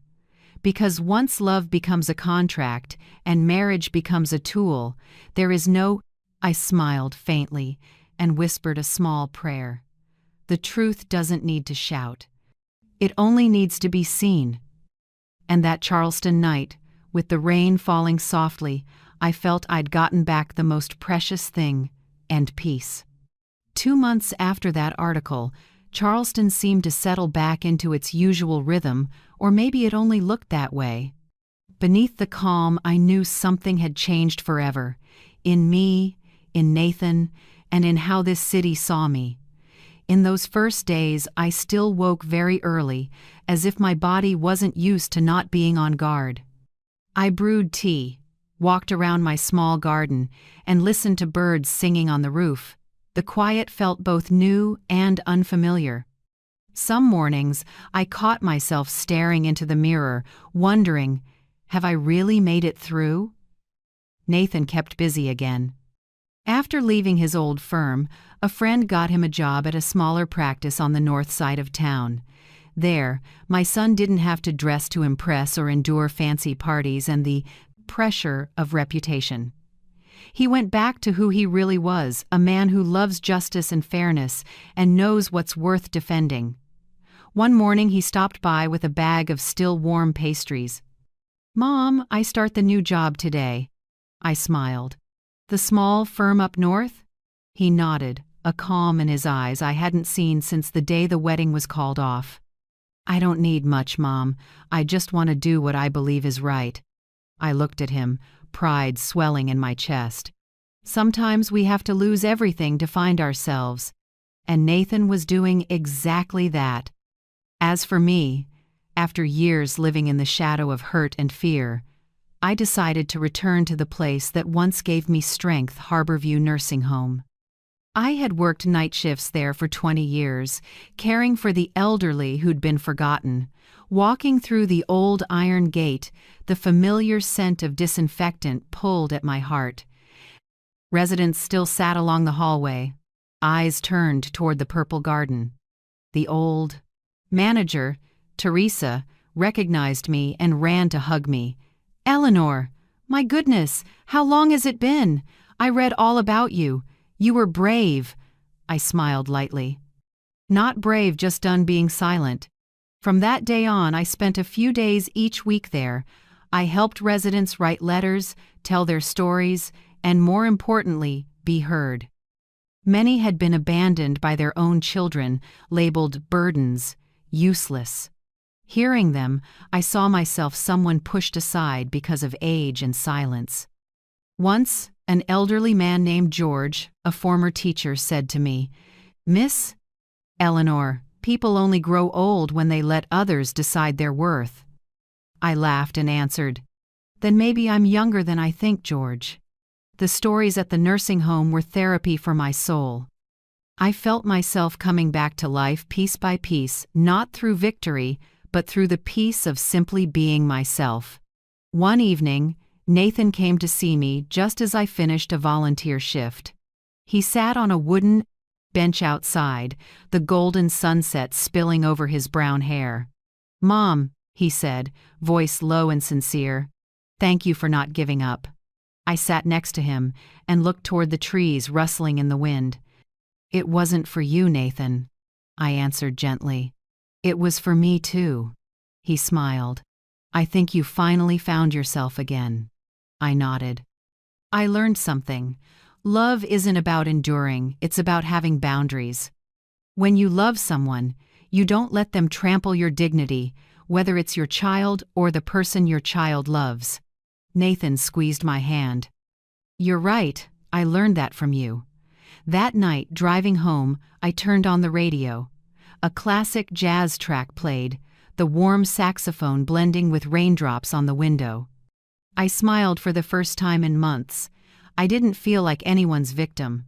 I was a survivor, a witness, and someone who had walked through the storm. News about the Green family faded, though people in town still whispered. Richard Green sold what was left to pay debts and left Charleston quietly. Isabella the bride, who once mocked me with a voice cold as steel, vanished from public life. No one mentioned her anymore, as if she'd never existed. Once I saw a note in a small cafe's paper. Green family officially dissolves company. I folded it and said nothing. Some endings don't need our applause, only our release. And then I started writing. At first, just a few notes in an old notebook, but the words poured out as if they'd been waiting for years. I wrote about that party, about the sentence, "After tomorrow, you won't be part of this family anymore." I wrote about the pain, the pushback, and how the truth finally spoke. I titled the manuscript, "The Day I Was Erased," the day I was erased from the world. Not to relive the pain, but to remind myself and anyone pushed to the margins that we still exist and we still have a voice. I didn't send it to the press or post it online. I printed a few copies and kept them in a drawer at the nursing home. Whenever someone told me they felt invisible to their own family, I handed them a copy and smiled. "Read this. Maybe you'll realize you're not alone." One fall morning, I was invited to share my story at a community talk. I stood before nearly 100 people, mostly middle-aged women and a few silver-haired men. When I told them about the humiliation, the misunderstanding, and then standing up for myself, many cried. An elderly lady came up, took my hand and said, "You told my story, Eleanor. The difference is, you did what I didn't dare to do." I hugged her and whispered, "It's never too late to speak up." That night, back home, I sat on the porch as the wind off the Ashley River cooled the air. The streetlights cast a soft yellow over the damp road, and in that moment, I felt my heart settle. I remembered everything from those hospital night shifts and the tears over a cold cup of tea to the moment I stood before Isabella and said, "Watch me." My life, it turns out, was never truly erased. It only faded for a while, waiting for me to color it back in with courage and truth. I looked out and smiled softly. When someone tries to erase you from the picture, become the color they can't cover. And in that quiet night, I knew I had moved past the storm, not with victory, but with the light of self-respect. That night, I sat at the old wooden table and closed the brown leather journal I'd been writing for months. On the cover, I stuck a small label, "The Day I Was Erased." Inside was my whole story, from the shame of being cut out of a family to the day I stood up and took my dignity back. I looked up at the photo on the wall, a wedding picture that never happened. In the frame, Nathan is smiling brightly, and the space where Isabella would have been is empty. That empty space once broke my heart, but now I see it as something beautiful. It isn't the absence of love, it's the place reserved for the truth. I said softly, as if talking to my reflection. I don't need the title of perfect mother-in-law. I just need respect as a person and as a mother who loved and sacrificed the right way. For years, I believed silence was a kind of virtue, that enduring was how you kept the peace. But now I know silence isn't noble if it gives others a chance to crush your dignity. Life can take your honor for a while, but no one can take the truth. It stays hidden or twisted, but it finds a way back, like light slipping through a morning door. I poured myself a cup of black tea, the steam curling into the air. Outside, the wind from the Ashley River carried salt and rustling leaves. Charleston had settled into quiet with only a few lights across the water. I turned to the last pages of my journal where I wrote the final line. When people try to erase you from the picture, become the color they can't cover. I read it over and over and smiled. It wasn't just a message for me, it was for anyone who's ever been called invisible. I thought of the women at the nursing home, forgotten by their children, treated as burdens. Each of their stories was a life being slowly erased by neglect. But I believe if one person speaks up, others will start to believe they can too. So if you're still listening to me now, I want to ask you something. If it were you, would you stay silent, or would you stand up like I did?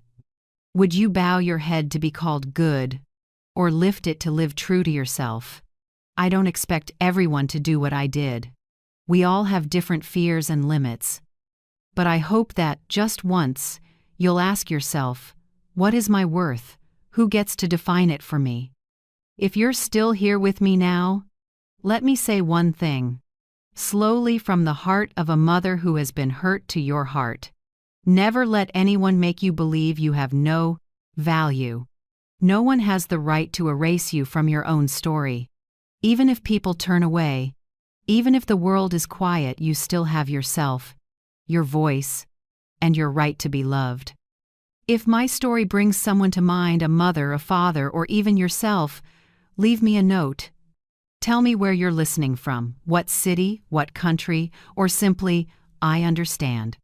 I will read every word, because each message proves the truth still has someone listening. And if you believe, even just a little, that justice and self-respect are worth defending, please like, subscribe, and share this story. Not to make me famous, but so those who are hurting out there will know they are not alone.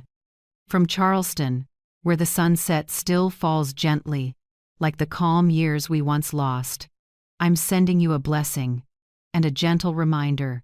Speak up before someone else speaks for you. I am Eleanor Shaw, and I'm still here, still believing in the light, and still believing in you.